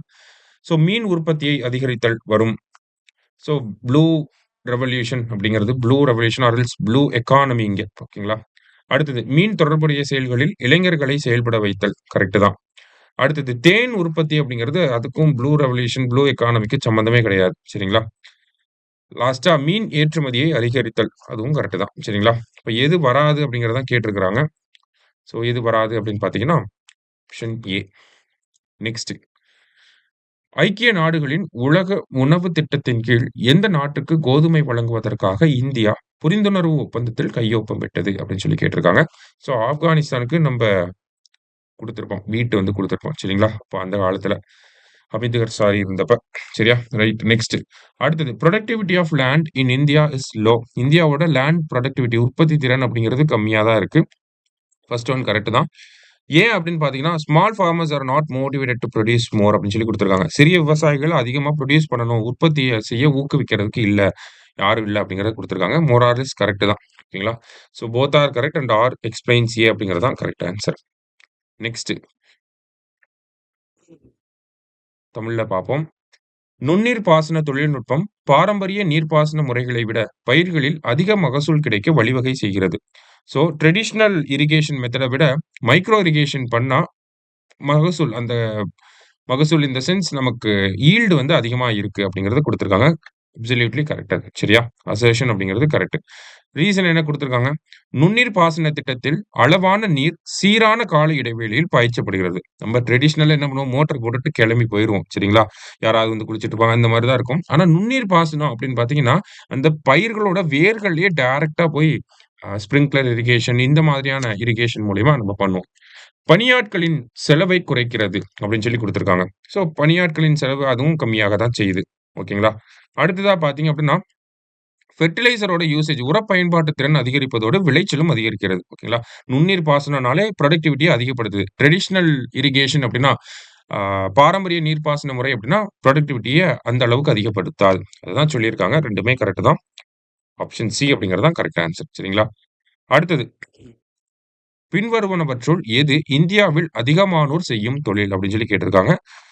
வேளாண்மை அப்படிங்கிறது தான் கரெக்ட் ஆன்சர். அடுத்தது ஐக்ரிசாட். ஐக்ரிசாட் அப்படின்னு பார்த்தீங்கன்னா, சேட்டலைட் கிடையாது. International crop research institute for semi and arid tropics அப்படின்னு சொல்லி குடுத்திருப்பாங்க. ஓகேங்களா? International crop research institute for semi arid tropics அப்படிங்கிறது தான் இதோட ஃபுல் ஃபார்ம். சரிங்களா? ஐக்ரிசாட்ன்னு போட்டாலே நமக்கு வரும். எங்க இருக்கு அப்படின்னா, ஹைதராபாத்ல இருக்கு. ஓகேங்களா?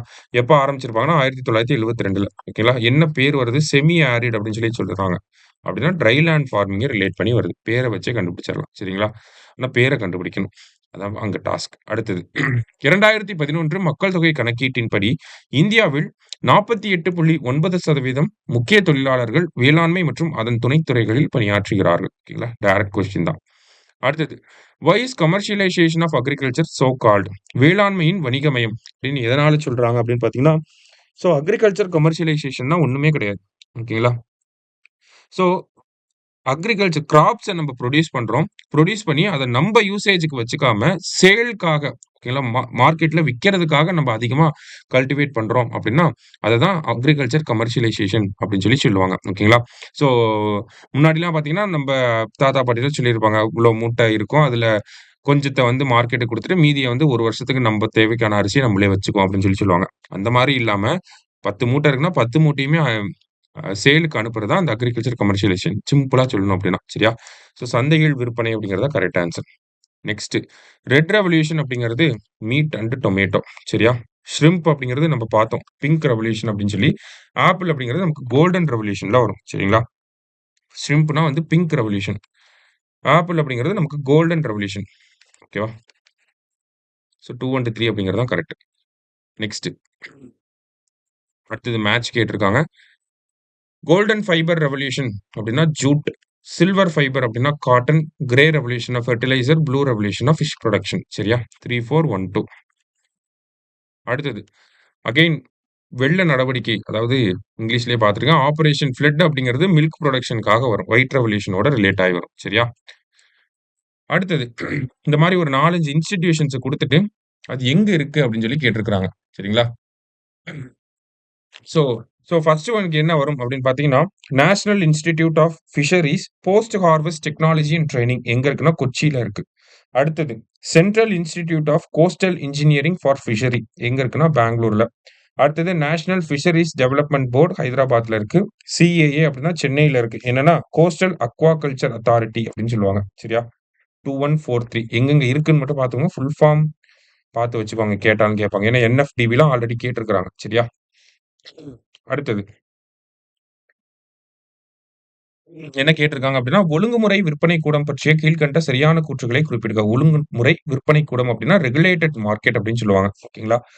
ஸோ ரெகுலேட்டட் மார்க்கெட் அப்படின்னா, இதோட கான்செப்ட் என்ன அப்படின்னா, மிடில் மென் இருக்கக்கூடாது. ஃபார்மர்ஸ்க்கு அவங்க விக்கக்கூடிய பொருட்களுக்கு நியாயமான விலை கிடைக்கணும். இவ்வளவுதான். சரிங்களா? ஸோ அதுதான் இங்க 2 பாயிண்டா குடுத்திருப்பாங்க. வேளாண் பொருட்களை அங்காடிப்படுத்தும்போது, இடைத்தரகர்களால் சுரண்டப்படுவதை போக்குவதற்கு. ஸோ மிடில் மேன எலிமினேட் பண்ணணும். அடுத்தது எளிதில் அழியக்கூடிய வேளாண் பொருட்களான காய்கள் மற்றும் கனிகளை விற்பனை செய்ய. இது அப்ஜெக்டிவ் கிடையாது. ஓகேங்களா? அடுத்தது வேளாண் உற்பத்தியாளர்கள் நியாயமான விலையை தங்களின் உற்பத்திக்கு பெற அப்படின்னு சொல்லி குடுத்திருக்காங்க. ஸோ ஃபேர் பிரைஸஸ ஃபார்மர்ஸ்க்கு குடுக்கணும். ஓகேங்களா? ஸோ அதுதான் இதோட அப்ஜெக்டிவ். ரெகுலேட்டட் மார்க்கெட் அப்படின்னா, தமிழ்நாட்டுல எவ்வளோ ரெகுலேட்டட் மார்க்கெட் இருக்கு அப்படின்னு பார்த்தீங்கன்னா, 284 ரெகுலேட்டட் மார்க்கெட்ஸ் இருக்கு. சரியா? ரைட். அடுத்தது ஆன்ஸர் என்ன பார்த்தீங்கன்னா, 1 அண்ட் 3 தான் கரெக்ட்டா இருக்கு. Next Zoram mega food park. Zoram அப்படிங்கிறது இந்த பேர்லயே இருக்கு. மிசோரம். சரிங்களா? Next purpose of agricultural produce cooperative marketing society அப்படின்னு சொல்லி கேட்டிருக்காங்க. விவசாய உற்பத்தியாளர் கூட்டுறவு விற்பனை கழகத்தின் நோக்கம் என்ன அப்படின்னு சொல்லி பார்த்தீங்கன்னா, முதல்ல என்ன குடுத்திருக்காங்க? அக்ரிகல்ச்சரல் ப்ரொடியூஸ் விவசாய உற்பத்திய கோஆப்பரேட்டிவ் மார்க்கெட்டிங் சொசைட்டி. ஸோ கூட்டுறவு விற்பனை கழகம் அப்படின்னு சொல்லி குடுத்திருக்காங்க. ஸோ விவசாய பொருட்கள வந்து கூட்டுறவா விற்பனை பண்றாங்க. அப்ப அவங்க பொருட்கள் எல்லாத்தையுமே அதிக விலைக்கு விற்கணும் அப்படிங்கிறது அவங்களோட எண்ணமா இருக்கும். ஸோ விவசாய உற்பத்தி செய்த பொருட்களை அதிக விலைக்கு விற்பனை செய்வது அப்படிங்கிறது கரெக்ட். அடுத்தது உற்பத்தியின் பொருட்களின் அதிகப்படியான கடன் வழங்குதல். ஸோ புரொடியூஸ பேஸ் பண்ணி கடன்கள குடுக்கறது. லோன்ஸ் வாங்கிக்கிறது. அடுத்தது சௌகரியமான விற்பனை சந்தையை செய்தல். ஓகேங்களா? சந்தை அடிப்படையில தான் இது எல்லாமே. சரிங்களா? அடுத்தது கெட்டுப் போகாமல் பொருள்களை காப்பது. இதுதான் இருக்கறதுலயே சம்பந்தமே இல்லாத பாயிண்ட். சரிங்களா? ஸோ 1, 2, 3 அப்படிங்கிறது தான் கரெக்ட் ஆன்ஸர். நெக்ஸ்ட் வேளாண்மை உற்பத்தியின் முதன்மையான நாடுகளை இறங்கு வரிசையில் தெரிந்தெடுக்க அப்படின்னு சொல்லி கேட்டிருக்காங்க.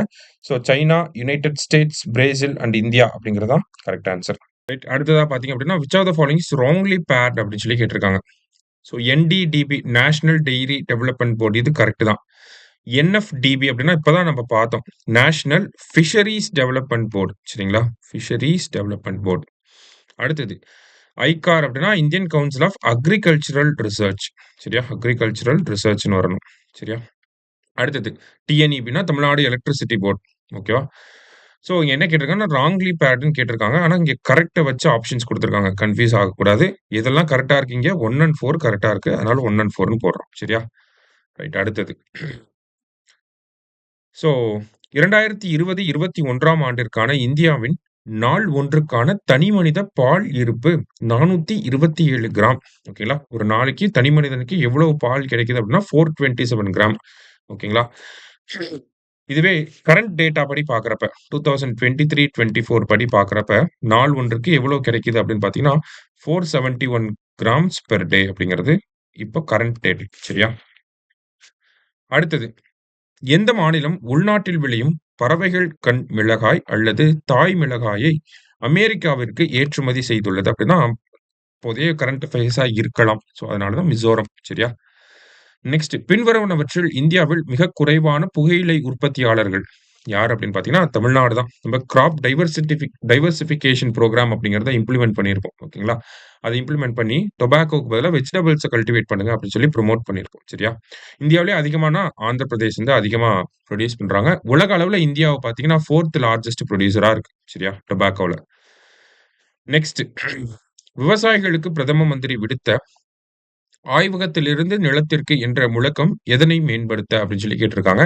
ஸோ என்ன வரும் அப்படின்னு பார்த்தீங்கன்னா, புரொடக்ஷன இன்கிரீஸ் பண்ணி நாட்டுக்கு உணவு குடுங்க அப்படின்னு சொல்லி சொல்லியிருப்பார். சரிங்களா? ஸோ 214 அப்படிங்கிறது தான் கரெக்ட். அடுத்து இதெல்லாம் அப்போதைக்கு அந்த கரண்ட் அஃபேர்ஸ்ல வந்திருக்கும். அத பேஸ் பண்ணி நமக்கு கேட்டிருக்காங்க. சரியா? அடுத்தது கோல்டன் ரெவல்யூஷன் அப்படின்னா ஃப்ரூட், ஆப்பிள். ரெட் ரெவல்யூஷன்னா meat and tomato. Brown revolution அப்படின்னா எக். சாரி ரவுண்ட் ரெவல்யூஷன் அப்படின்னா பொட்டேட்டோ. சரியா? ரவுண்ட் ரெவல்யூஷன் அப்படின்னா பொட்டேட்டோ. சில்வர் ரெவல்யூஷன்னா தான் எக். 3, 4, 1 சரியா? நெக்ஸ்ட் விவசாயிகள் தேசிய ஆணையம் பேராசிரியர் எம்.எஸ். சுவாமிநாதன் தலைமையில் பிப்ரவரி 10, 2004 அன்று அமைக்கப்பட்டது அப்படின்னு சொல்லி குடுத்திருக்காங்க. சரிங்களா? ஸோ இது வந்து என்ன தப்பா இருக்கு அப்படின்னு பார்த்தீங்கன்னா, இந்த இடத்துல பிப்ரவரி 10 அப்படிங்கிறது தான் தப்பு. நவம்பர் 18 இந்த கமிட்டி போட்டிருப்பாங்க. சரிங்களா? டேட் முதற்கொண்டு நம்ம படிக்க வேண்டியதா இருக்கு. அடுத்தது ஃபர்ஸ்ட் கூற்று தப்பு. இந்தியாவில் கிராமப்புற சிறு விவசாயிகளின் நிலையை ஆய்வு செய்ய ஒரு குழு தேவைப்பட்டது. Actually MS. சுவாமிநாதன் கமிட்டி எதுக்கு போட்டிருப்பாங்கன்னா, மோஸ்ட்லி பார்த்தீங்கன்னா, ஃபார்மர் சூசைட் அதிகமா இருந்திருக்கும். அதெல்லாம் ஸ்டடி பண்றதுக்காக தான் போட்டிருப்பாங்க. சரிங்களா? ஸோ இந்த கமிட்டியோட ரெக்கமெண்டேஷன்ஸ்ல பார்த்தீங்கன்னா, நமக்கு எம்.எஸ்.பி அப்படிங்கிறத 50% அதிகப்படுத்தி கொடுக்கணும் அப்படின்னு சொல்லி சொல்லியிருப்பார். 50% higher than the average cost of production அப்படின்னு சொல்லி வரும். ஓகேங்களா? என்ன காஸ்ட் அப்படின்னா, C2 காஸ்ட் அப்படின்னு சொல்லி வரும். ஓகேவா? So MS. சுவாமிநாதன் கமிட்டி பத்தி கேட்டாங்க அப்படின்னா, ஃபார்மர் சூசைட் அப்படிங்கிறது தெரியணும். நவம்பர் 18, 2004 அப்படிங்கிறது தெரியணும். எம்.எஸ்.பி ரிலேட்டடா ஸ்டடி பண்ணியிருப்பாரு. 50% ஆவரேஜ் காஸ்ட்க்கு மேல இருக்கணும் அப்படிங்கிறத சொல்லியிருப்பாரு. அதே மாரி எந்த காஸ்ட்ட பேஸ் பண்ணி ஏன்னா எம்.எஸ்.பி அப்படிங்கிறது C1, C2 அந்த மாரிலாம் வரும். சரிங்களா? அதுல C2 காஸ்ட் அப்படிங்கிறத ஞாபகம் வச்சுக்கோங்க. சரியா? இத பொறுத்தவரைக்கும் 2மே தவறு. ஏ அண்ட் ஆர் 2மே தவறு. அடுத்ததா பார்த்தீங்கன்னா, கிரீன் ரெவல்யூஷன் பசுமை புரட்சி பண்ண போறோம். சரிங்களா? ஸோ பசுமை புரட்சி அப்படிங்கிறது பார்த்தீங்கன்னா ஸோ வேர்ல்டு லெவல்ல கிரீன் ரெவல்யூஷன் அப்படிங்கிறது நார்மன் போர்லாக். ஓகேங்களா? நார்மன் போர்லாக் வந்து பண்ணியிருப்பாரு. எங்க பண்ணியிருப்பாரு அப்படின்னா, மெக்சிகோல வந்து பண்ணியிருப்பாரு. என்ன கிராப்ப வச்சு பண்ணியிருப்பாருன்னா, வீட்ட வச்சு பண்ணியிருப்பாரு. அதுக்காக இவருக்கு நோபல் பீஸ் பிரைஸ் வந்து குடுத்திருப்பாங்க. அமைதிக்கான நோபல் பரிசு. பயாலஜின்னு குடுத்தா மாட்டிக்காதீங்க. பீஸ் பிரைஸ் சரியா? 1970ஆம் ஆண்டு. இத இந்தியாவுல எம்.எஸ். சுவாமிநாதன் அவர்கள் வந்து பண்ணியிருப்பார். ஓகேங்களா? So MS. சுவாமிநாதன் என்னென்ன கிராப்ஸ்க்குலாம் பண்ணியிருப்பாங்க. ஃபர்ஸ்ட் இனிஷியலா பார்த்தீங்கன்னா, ஹை யீல்டிங் வெரைட்டி புரோகிராம் அப்படின்னு சொல்லி ஒரு 7 மாவட்டங்கள்ல கொண்டு வந்திருப்பாங்க. 1960கள்ல. அதுக்கப்புறமா தான் இந்தியா ஃபுல்லா கொண்டு வந்திருப்பாங்க. ஸோ இதுல பார்த்தீங்க அப்படின்னா, நமக்கு ரைஸு, வீட்டு, பஜ்ரா, அடுத்தது ஜோவர், அப்புறமா மெய்ஸ் இந்த மாரியான கிராப்ஸ்க்காக தான் நம்ப இந்த கிரீன் ரெவல்யூஷன் அப்படிங்கிறது இந்த மாரியான கிராப்ஸ பேஸ் பண்ணி தான் இருந்திருக்கும். சரிங்களா? அதுக்கு அடுத்ததா 2ண்ட் கிரீன் ரெவல்யூஷன் அப்படிங்கிறத எவர் கிரீன் ரெவல்யூஷன் அப்படின்னு சொல்லி சொல்லியிருப்பாங்க. இந்த எவர் கிரீன் ரெவல்யூஷன பொறுத்தவரைக்கும் பார்த்தீங்கன்னா, நமக்கு ஃபுட் புரொடக்ஷன வந்து 400 மில்லியன் டன்ஸா உயர்த்தணும் அப்படிங்கிறது ஒரு டார்கெட்டா இருந்துச்சு 2020க்குள்ள. மத்தபடி பார்த்தீங்கன்னா, அக்ரிகல்ச்சரோட குரோத் ரேட் ஓகேங்களா? விவசாயத்தோட வளர்ச்சி விகிதம் அப்படிங்கிறது 5%லேருந்து 6%ஆ அடுத்த 15 வருஷத்துக்கு மெயின்டெயின் பண்ணணும் அப்படிங்கிறத சொல்லியிருப்பாங்க. அடுத்தது ஜெனடிக்கலி மாடிஃபைட் கிராப்ஸ் ஜிஎம் கிராப்ஸ வந்து கொண்டு வந்திருப்பாங்க. நதிநீர் இணைப்பு ரிவர் வாட்டர் லிங்கிங் அப்படிங்கிறத பத்தி பேசியிருப்பாங்க. இது எல்லாமே எவர் கிரீன் ரெவல்யூஷனுக்கு கீழ வரும். சரிங்களா? ஸோ கிரீன் ரெவல்யூஷன், எவர் கிரீன் ரெவல்யூஷன் எல்லாமே பார்த்தீங்கன்னா, இத பேஸ் பண்ணி தான் இருந்திருக்கும். இதுதான் பேசிக்கா நம்ம தெரிஞ்சுக்க வேண்டியது. அதே மாரி பார்த்தீங்கன்னா, அந்த கிரீன் ரெவல்யூஷனுக்கு மாடர்ன் அக்ரிகல்ச்சுரல் டெக்னாலஜி நவீன விவசாய தொழில்நுட்பம் அப்படின்ற ஒரு பேரும் இருக்கு. அதே மாரி சீட் ஃபெர்டிலைசர் வாட்டர் டெக்னாலஜி அப்படின்னு சொல்லுவாங்க. விதை, உரம் மற்றும் நீர் தொழில்நுட்பம் அப்படின்னு சொல்லுவாங்க. Green revolution or simply green revolution அப்படின்னு சொல்லலாம். ஓகேங்களா? Modern agricultural technology, seed, fertiliser, water technology or simply green revolution அப்படின்னு ஸ்கூல் புக்ல ஒரு டப்பால குடுத்திருப்பாங்க 11த் புக்ல. ஸோ அத பார்த்து வச்சுக்கணும். சரியா? ரைட் நெக்ஸ்ட் HYV அப்படின்னா ஹை யீல்டிங் வெரைட்டீஸ் கரெக்ட் தான். MSP அப்படின்னா மினிமம் சப்போர்ட் பிரைஸ். ஓகேவா? Minimum support price. அடுத்தது PDS அப்படின்னா public distribution system correct. IPM அப்படின்னா இன்டகிரேட்டட் பெஸ்ட் மேனேஜ்மென்ட். பெஸ்டிசைடுன்னு வராது. பெஸ்ட் மேனேஜ்மென்ட் அப்படிங்கிறது தான் கரெக்ட். சரியா? ஸோ 1 அண்ட் 3 அப்படிங்கிறது தான் கரெக்ட். இங்கேயும் கரெக்ட் தான் கேட்டிருக்காங்க. சரியா? நெக்ஸ்ட் 63 மண் வளத்தை மேம்படுத்துதல் மற்றும் மழைநீர் சேகரிப்பை கட்டாயப்படுத்துதல் அப்படிங்கிறது பசுமையான புரட்சி. ஓகேங்களா? Evergreen revolution. ஸோ, இதுல இந்த ரெயின் வாட்டர் ஹார்வெஸ்டிங் அப்படிங்கிறது முக்கியமான பாயிண்ட். ஓகேங்களா? இன்ட்ரோடக்ஷன்ல அத மிஸ் பண்ணிட்டேன். அதையும் ஆட் பண்ணிக்கோங்க. சரியா? அடுத்தது. பசுமை புரட்சி எந்த பயிர்களின் ஜோடியில் மிகவும் வெற்றிகரமாக செயல்பட்டது அப்படின்னா, கோதுமை மற்றும் அரிசி. சக்சஸ்ஃபுல்லா எதுல இருந்துச்சு அப்படின்னா, கோதுமை மற்றும் அரிசி. சரியா? அடுத்தது இந்தியாவில் புதிய பசுமை புரட்சியின் தந்தை அப்படின்னு யார சொல்றாங்க அப்படின்னா, எம்.எஸ். சுவாமிநாதன் அவர்கள சொல்றாங்க. எம்.எஸ். சுவாமிநாதன் அவர்கள பொறுத்தவரைக்கும் சமீபத்தில இறந்துட்டார். அதனால இவர பத்தி இன்னும் கொஞ்சம் பார்த்தோம் அப்படின்னா, தமிழ்நாட்டில இருக்கக்கூடிய அந்த அக்ரிகல்ச்சர் யுனிவர்சிட்டிக்கு எம்.எஸ். சுவாமிநாதன் பேர் வைக்க போறோம்னு நம்ம முதலமைச்சர் வந்து அறிவிச்சிருப்பார். அதே மாரி இந்தியாவிலே ஒரு சில நபர்கள் தான் இந்தியாவுல வழங்கக்கூடிய உயரிய விருதுகள் எல்லாத்தையுமே வாங்கியிருப்பாங்க. அதுல நம்ப எம்.எஸ். சுவாமிநாதன் அவர்களும் ஒண்ணு. என்னென்ன விருதுகள் வாங்கியிருக்காரு அப்படின்னு பார்த்தீங்கன்னா, பத்மஸ்ரீ விருது 1967ல. அடுத்தது பத்ம பூஷன் விருது 1972ல. அடுத்தது பத்ம விபூஷன் விருது வந்து பார்த்தீங்கன்னா, 1989ல. கடைசியா பாரத ரத்னா விருது 2024ல வழங்கப்பட்டிருக்கும். சரிங்களா? இந்த மாதிரி எல்லா விருதுகளையும் வாங்கியிருக்காரு. இதையும் நோட் பண்ணி வச்சுக்கோங்க. அடுத்தது 2வது பசுமை புரட்சியின் முக்கிய நோக்கம் என்ன அப்படின்னு கேட்டீங்கன்னா, உணவு பாதுகாப்பை மேம்படுத்துவதற்காக விவசாய உற்பத்தி திறனை உயர்த்துவது. அக்ரிகல்ச்சர் புரொடக்டிவிட்டி அப்படிங்கிறத இன்கிரீஸ் பண்றது. கரெக்ட் தான். அதே மாரி நிலையான விவசாயத்தை மேம்படுத்துவதற்காக சஸ்டெய்னபிள் அக்ரிகல்ச்சர் அப்படிங்கிறது 2ண்ட் கிரீன் ரெவல்யூஷன்ல வரும். அதே மாரி ஃபார்மர்ஸோட பெர் கேப்பிட்டா இன்கம இன்கிரீஸ் பண்ணணும் அப்படிங்கிறதும் வரும். சரிங்களா? ஸோ ஆன்ஸர் என்ன அப்படின்னா 4த் ஆப்ஷன். நெக்ஸ்ட் கிரீன் ரெவல்யூஷன் அப்படிங்கிறது நமக்கு ஃபுட் கிராப்ஸ். ஒயிட் ரெவல்யூஷன் அப்படின்னா மில்க். ப்ளூ ரெவல்யூஷன் அப்படின்னா ஃபிஷ். yellow ரெவல்யூஷன் அப்படின்னா ஆயில் சீப். 3, 4, 1, 2. அடுத்தது. பசுமை புரட்சியின் பலவீனங்கள் என்பதைப் பற்றிய பின்வரும் வாக்கியங்களில் எவை சரியானவை அப்படின்னு சொல்லி கேட்டிருக்காங்க. விதைகள் மற்றும் உரங்களுக்கு பேரளவு மூலதனம் தேவைப்படுகிறது. ஸோ இன்வெஸ்ட்மென்ட் வந்து ஹெவி இன்வெஸ்ட்மென்ட்டா இருந்துச்சு. சீடு, ஃபெர்டிலைசர்லாம் வாங்குறதுக்கு ஹெவி இன்வெஸ்ட்மென்ட் அப்படிங்கிறது இருந்துச்சு. So first one absolutely correct. அடுத்தது முதன்மை பயிர்களான கோதுமை மற்றும் நெல் உற்பத்தி பன்மடங்காக பெருகியது. Boosted the production of major cereals like wheat and rice அப்படின்னு சொல்லி குடுத்திருக்காங்க. ஓகேங்களா? ஸோ இது வந்து கரெக்ட் தான் இந்த பாயிண்ட். சரிங்களா? புரொடக்ஷன் வந்து அதிகமா இருக்கும். வீட், ரைஸ்ல. ஆனா இது வந்து பாசிட்டிவான விஷயம். நமக்கு கொஸ்டின்ல என்ன கேட்டிருக்காங்கன்னா, நெகட்டிவான வீக்னஸ வந்து கேட்டிருக்காங்க. அப்ப இந்த கொஸ்டினுக்கு இது ஆன்ஸரா வராது. சரியா? அடுத்தது larger chemical use reduced soil fertility. So மண் வளம் அப்படிங்கிறது பாதிக்கப்பட்டுச்சு. ஏன்னா ஃபெர்டிலைசர்ஸ அதிகமா யூஸ் பண்ணியிருப்பாங்க. இப்ப இது நெகட்டிவான ஒரு விஷயம் தான். அதே மாரி இந்த கிரீன் ரெவல்யூஷன்ல இருந்த பயிர்கள் எல்லாமே வாட்டர் இன்டென்சிவா இருந்திருக்கும். ஓகேங்களா? அதாவது தண்ணி அதிகமா தேவைப்பட்டிருக்கும் அதுக்கு. ஓகேவா? அதே மாரி ரீஜினல் டிஸ்பாரிட்டி அப்படிங்கிறது இருந்திருக்கும். இந்தியா ஃபுல்லா இதனுடைய சக்சஸ் இருந்துச்சா அப்படின்னு கேட்டா கிடையாது. ஒரு சில குறிப்பிட்ட மாநிலங்கள்ல தான் இதனுடைய சக்சஸ் அப்படிங்கிறது இருந்துச்சு. சரிங்களா? இப்ப இது எல்லாமே நெகட்டிவான பாயிண்ட்ஸ்ல வர வேண்டியது. ஸோ 1 அண்ட் 3 அப்படிங்கிறது தான் இங்க சரியான விடை. அடுத்தது. Father of green revolution in India யாருன்னா எம்.எஸ். சுவாமிநாதன். அடுத்தது. ஃபர்ஸ்ட் வேர்ல்ட் வார் அப்படிங்கிறது 1914லேருந்து 1918 வரைக்கும் நடந்திருக்கும். செகண்ட் வேர்ல்ட் வார் அப்படிங்கிறது 1939 டூ 45 சரியா? So first world war 1914. New industrial policy 1991. Green revolution அப்படிங்கிறது 1960. ஹை யீல்டிங் வெரைட்டி சீட்ஸ் அதுதான் HYV அப்படின்னு சொல்லி குடுத்திருக்காங்க. 4, 3, 2, 1 சரியா? நெக்ஸ்ட். 1960, 61ல் 7 மாவட்டங்களில் செயல்படுத்தப்பட்ட முன்னோடி திட்டம் என்ற புதிய தொழில்நுட்பம் எவ்வாறு அழைக்கப்பட்டது? ஸோ ஒரு பைலட் ப்ராஜெக்ட்டா 7 டிஸ்ட்ரிக்ட்ல கொண்டு வந்திருப்பாங்க அப்படிங்கிறத பார்த்தோம். ஹை யீல்டிங் வெரைட்டீஸ் புரோகிராம் அப்படிங்கிறது தான் கரெக்ட் ஆன்ஸர். சரியா? நெக்ஸ்ட். பசுமை புரட்சியானது அதிக விளைச்சல் தரக்கூடிய வகைகளுக்கு முக்கியத்துவம் வழங்கியது. ஸோ என்னென்ன கிராப்ஸ்லாம் வரும்? அரிசி, கோதுமை வரும். அடுத்தது வந்து மெய்ஸ் அண்ட் ஜோவார் மக்காச்சோளம் மற்றும் சோளம் இது 2மே வரும். சரிங்களா? மத்த எதுவுமே வராது. இதோட சேர்த்து பஜ்ரா அப்படிங்கிறதும் வரும். சரியா? இப்ப ஆன்ஸர் என்ன வரும்னா 1 அண்ட் 2 ஒன்லி. சரியா? Next. Components of evergreen revolution நீடித்து நிலைக்கும் பசுமை புரட்சியின் உட்கருத்துகள். குறைந்த இடுபொருட்களில் அதிக உற்பத்தி. ஸோ கம்மியான ரிசோர்ஸஸ வச்சு அதிகமா புரொடியூஸ் பண்ணணும் அப்படிங்கிறது. ரெனியூவபிள் எனர்ஜிய யூஸ் பண்ணணும். அதே மாரி சாயில் ஹெல்த் அத மெயின்டெயின் பண்ணணும். இது எல்லாமே வரும். இந்த லேண்ட் சப்டிவிஷன் நிலம் துண்டாக்கப்படுவத தடுக்கிறதுங்கிறது இதுக்கும் அதுக்கும் சம்மந்தம் கிடையாது. சரிங்களா? இது விவசாயம் சார்ந்து மட்டும் தான். ஸோ 1, 2, 3 அப்படிங்கிறது தான் கரெக்ட் ஆன்ஸர். இது எல்லாமே புரொடக்டிவிட்டி பேஸ் பண்ணி தான் இருந்திருக்கும். சரியா? புரொடக்டிவிட்டி அண்ட் புரொடக்ஷன பேஸ் பண்ணி. அடுத்தது. So which crop does not come under HYP அப்படின்னு சொல்லி கேட்டிருக்காங்க. ஓகேவா? சுகர் கேன் அப்படிங்கிறது வராது. ரைஸ், வீட், மெய்ஸ், ஜோவார் அண்ட் பஜ்ரா. பஜ்ரா அப்படின்னா கம்பு. சரிங்களா? ரைட். அடுத்தது. ஸ்கீம்ஸ் ஃபார் அக்ரிகல்ச்சர் வேளாண்மை சார் திட்டங்கள் அப்படிங்கிறது அடுத்த டாபிக்.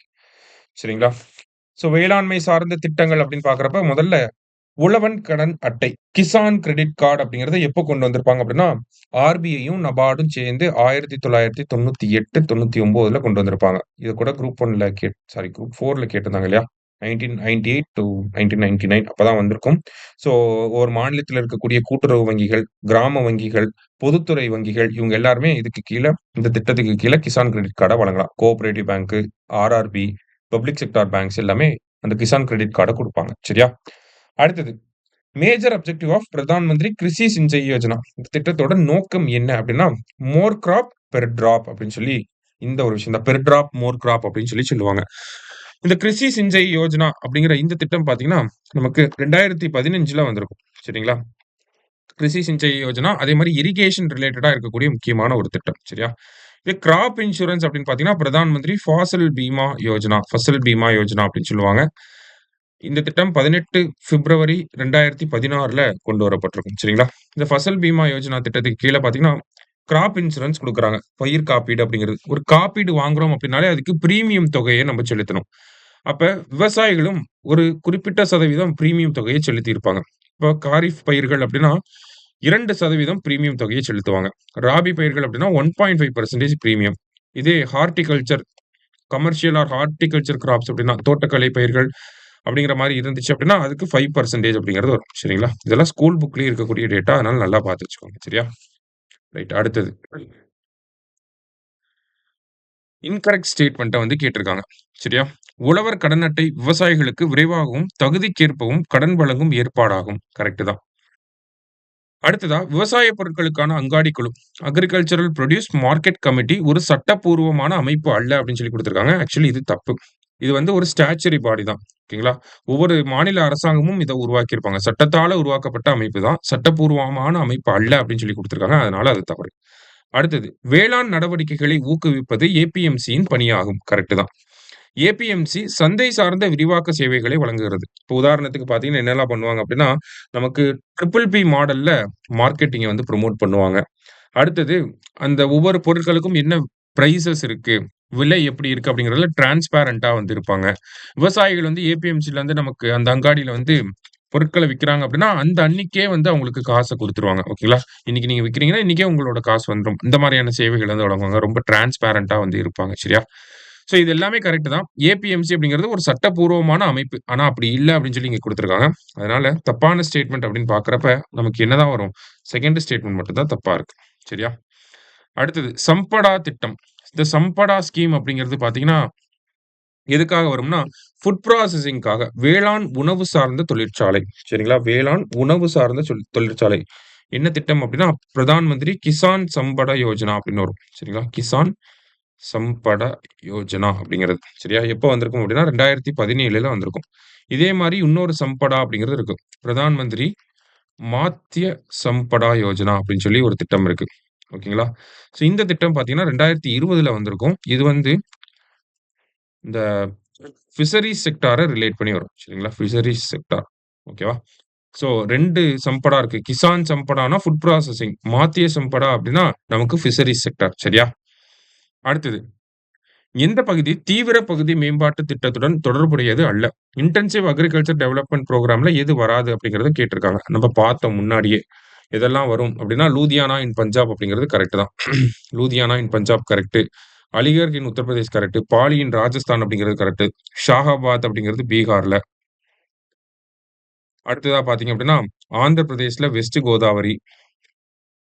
தமிழ்நாட்டுல பார்த்தீங்கன்னா, தஞ்சாவூர் வரணும். இங்க திருவாரூர் அப்படின்னு சொல்லி குடுத்துருக்காங்க. சரியா? வேற என்ன ஊர்கள் இருக்கு அப்படின்னா, மத்திய பிரதேஷ்ல ராய்ப்பூர். சரியா? ஸோ, இங்க ஆப்ஷன் சி தான் தப்பு. நெக்ஸ்ட் கிருஷி ஸ்ரமிக் சமாஜிக் சுரக்ஷா யோஜனா. ஓகேங்களா? கிருஷி ஸ்ரமிக் சமாஜிக் சுரக்ஷா யோஜனா. தனி ட்ரெய்னிங் வேணும். இந்த பேர்கள்லாம் படிக்கிறதுக்கே. சரிங்களா? ஸோ, இந்த திட்டம் பார்த்தீங்கன்னா, நமக்கு சோசியல் செக்யூரிட்டிக்காக கொண்டு வரப்பட்டது. விவசாயிகளுக்கு இந்த லைஃப் இன்சூரன்ஸ் ஆயுள் காப்பீடு அப்படிங்கிறத வழங்குறதுக்காக 2001ஆம் ஆண்டு கொண்டு வரப்பட்ட திட்டம் தான் இந்த திட்டம். சரிங்களா? ஸோ 18 முதல் 60 வயதிற்குட்பட்ட வேளாண் தொழிலாளர்களுக்கு சமூக பாதுகாப்பு அளிப்பது. ஓகேங்களா? அதுதான் இந்த திட்டம். ஷ்ரமிக் அப்படின்னா சோசியல் செக்யூரிட்டி அப்படிங்கிறத ஞாபகம் வச்சுக்கோங்க. சரியா? அடுத்தது ஸ்வச் பாரத் அபியான் என்ன கேட்டிருக்காங்க ஃபர்ஸ்ட் ராங்லி மேட்ச்ங்கிறத கேட்டிருக்காங்க. ஸ்வச் பாரத் அபியான் அப்படிங்கிறது அர்பன், ரூரல் ஏரியா எல்லா இடத்துலயும் கொண்டு வந்தாங்க. எஸ்பிஎம் அர்பன், எஸ்பிஎம் ரூரல் அப்படிங்கிறத கொண்டு வந்திருப்பாங்க. அம்ருத் ஸ்கீம் அப்படின்னு சொல்லி குடுத்திருக்காங்க. Atal mission for rejuvenation and urban transformation. அதுதான் அம்ருத் அப்படிங்கிற அந்த திட்டம். சரிங்களா? ஸோ 500 சிட்டீஸ்ல வந்து இந்த திட்டத்த கொண்டு வந்திருப்பாங்க. ஸோ சிட்டீஸ்ன்னு பார்க்கிறப்ப முனிசிபல் கார்ப்பரேஷன் இன்டைரக்ட்டா குடுத்திருக்காங்க. ஸோ ஓகே கரெக்ட் தான். நீட்ஸ் அப்படிங்கிற திட்டம் தமிழ்நாடு அரசாங்கம் 2020ல கொண்டு வந்திருக்கும். ஸோ நீட்ஸ் அப்படிங்கிற திட்டம் தமிழ்நாடு அரசாங்கம் வந்து கொண்டு வந்திருப்பாங்க. ஸோ இதுல ஃபர்ஸ்ட் ஜெனரேஷன் ஆன்டர்பிரினர்ஸ் அப்படின்னு சொல்லுவாங்க. எப்படி நம்ம ஃபர்ஸ்ட் ஜெனரேஷன் சர்டிபிகேட்லாம் படிக்கிறப்ப வாங்கியிருப்போம். அதே மாரி ஃபர்ஸ்ட் ஜெனரேஷன் ஆன்டர்பிரினர்ஸ் முதல்ல அவங்க தலைமுறையில இப்ப தான் பிசினஸ்க்குன்னு ஒருத்தர் வந்திருப்பாரு. ஸோ அந்த மாதிரி இருக்கக்கூடிய ஆட்களுக்கு கடன் உதவி வழங்குறதுக்காக நீட்ஸ் அப்படிங்கிற திட்டம். ஸோ எம்எஸ்எம்இ அப்படிங்கிறது கரெக்ட் தான். பிரதான் மந்திரி ஃபசல் பீமா யோஜனா வந்து கிராப் இன்சூரன்ஸ் பயிர் காப்பீடு. சரியா? இங்க இப்ப இதுதான் தப்பா இருக்கு. ஸ்வச் பாரத் மிஷன்னா 2014, அம்ருட் அப்படிங்கிறது 2015, நீட்ஸ் அப்படிங்கிறது 2020, ஃபசல் பீமா யோஜனா 2016. சரியா? இயரும் நல்லா பார்த்து வச்சுக்கோங்க. சரியா? Next. Which of the following are correctly paired அப்படின்னு சொல்லி கேட்டிருக்காங்க. ஸோ எதெல்லாம் கரெக்ட்டா பேர் ஆயிருக்கு அப்படின்னு பார்த்தீங்கன்னா, ஸோ ஃபர்ஸ்ட் ஒவ்வொன்னா பார்த்துருவோம். ஜிஎஸ்டிபி அப்படின்னா, கிராஸ் ஸ்டேட் டொமஸ்டிக் ப்ராடக்ட் அப்படின்னு சொல்லி சொல்லுவாங்க. ஜிடிபி அப்படின்னு சொல்லுவாங்க இல்லையா? அதே மாரி ஸ்டேட்க்குன்னா ஜிஎஸ்டிபி அப்படின்னு சொல்லுவோம். அப்ப ஃபர்ஸ்ட் ஒன் தப்பா இருக்கு. ஜிஎஸ்விஏ அப்படின்னா கிராஸ் ஸ்டேட் வேல்யூ ஆடட் இது கரெக்ட் தான். ஆர்கேவிஒய் அப்படிங்கிறது ராஷ்டிரிய கிருஷி விகாஸ் யோஜனா கரெக்ட் தான். ராஷ்டிரிய கிருஷி விகாஸ் யோஜனா கரெக்ட் தான். லாஸ்ட்டா பிஎம்கேஎஸ்ஒய் அப்படின்னா பிரதான் மந்திரி கிருஷி சிஞ்சயி யோஜனா அப்படின்னு வரணும். இங்க கிருஷி சுரக்ஷா யோஜனா அப்படின்னு சொல்லி குடுத்திருக்காங்க. சரியா? இப்ப 4த் ஒண்ணு தப்பு. என்னலாம் கேட்டிருக்காங்க? கரெக்ட்டா பேர் என்ன இருக்கு அப்படின்னு சொல்லி கேட்டிருக்காங்க. 2 அண்ட் 3 தான் கரெக்ட்டா இருக்கு. சரியா? Next Kisan credit card launch பண்ணது ஆர்பிஐயும், நபார்டும் 1998ல. ஸோ ஆப்ஷன் 4த் ஆப்ஷன். அடுத்ததா பார்த்தீங்க அப்படின்னா, பட்ஜெட் 2022, 23ல இந்த மாதிரி பூச்சிக்கொல்லிகள் தெளிக்கிறதுக்கு, ஊட்டச்சத்துக்கள் ஆகியவை குறித்து அ நில ஆவணங்கள டிஜிட்டல் மயமாக்குதல் இதற்காகலாம் கொண்டு வரப்பட்ட ஒரு என்ன திட்டம் கொண்டு வரப்பட்டுச்சு அப்படின்னு சொல்லி கேட்டிருக்காங்க. ஸோ கிஷான் ட்ரோன்கள் தான் இதுக்கு சரியான விடை. ட்ரோன்கள பயன்படுத்தி பயிர்கள மதிப்பீடு செய்யலாம். அதே மாரி பார்த்தீங்கன்னா, பூச்சிக்கொல்லிகள தெளிக்கலாம். அந்த மாரியான விஷயங்கள். இதே மாரி நமோ ட்ரோன் தீதி அப்படிங்கிற திட்டமும் இருக்கு. ஓகேங்களா?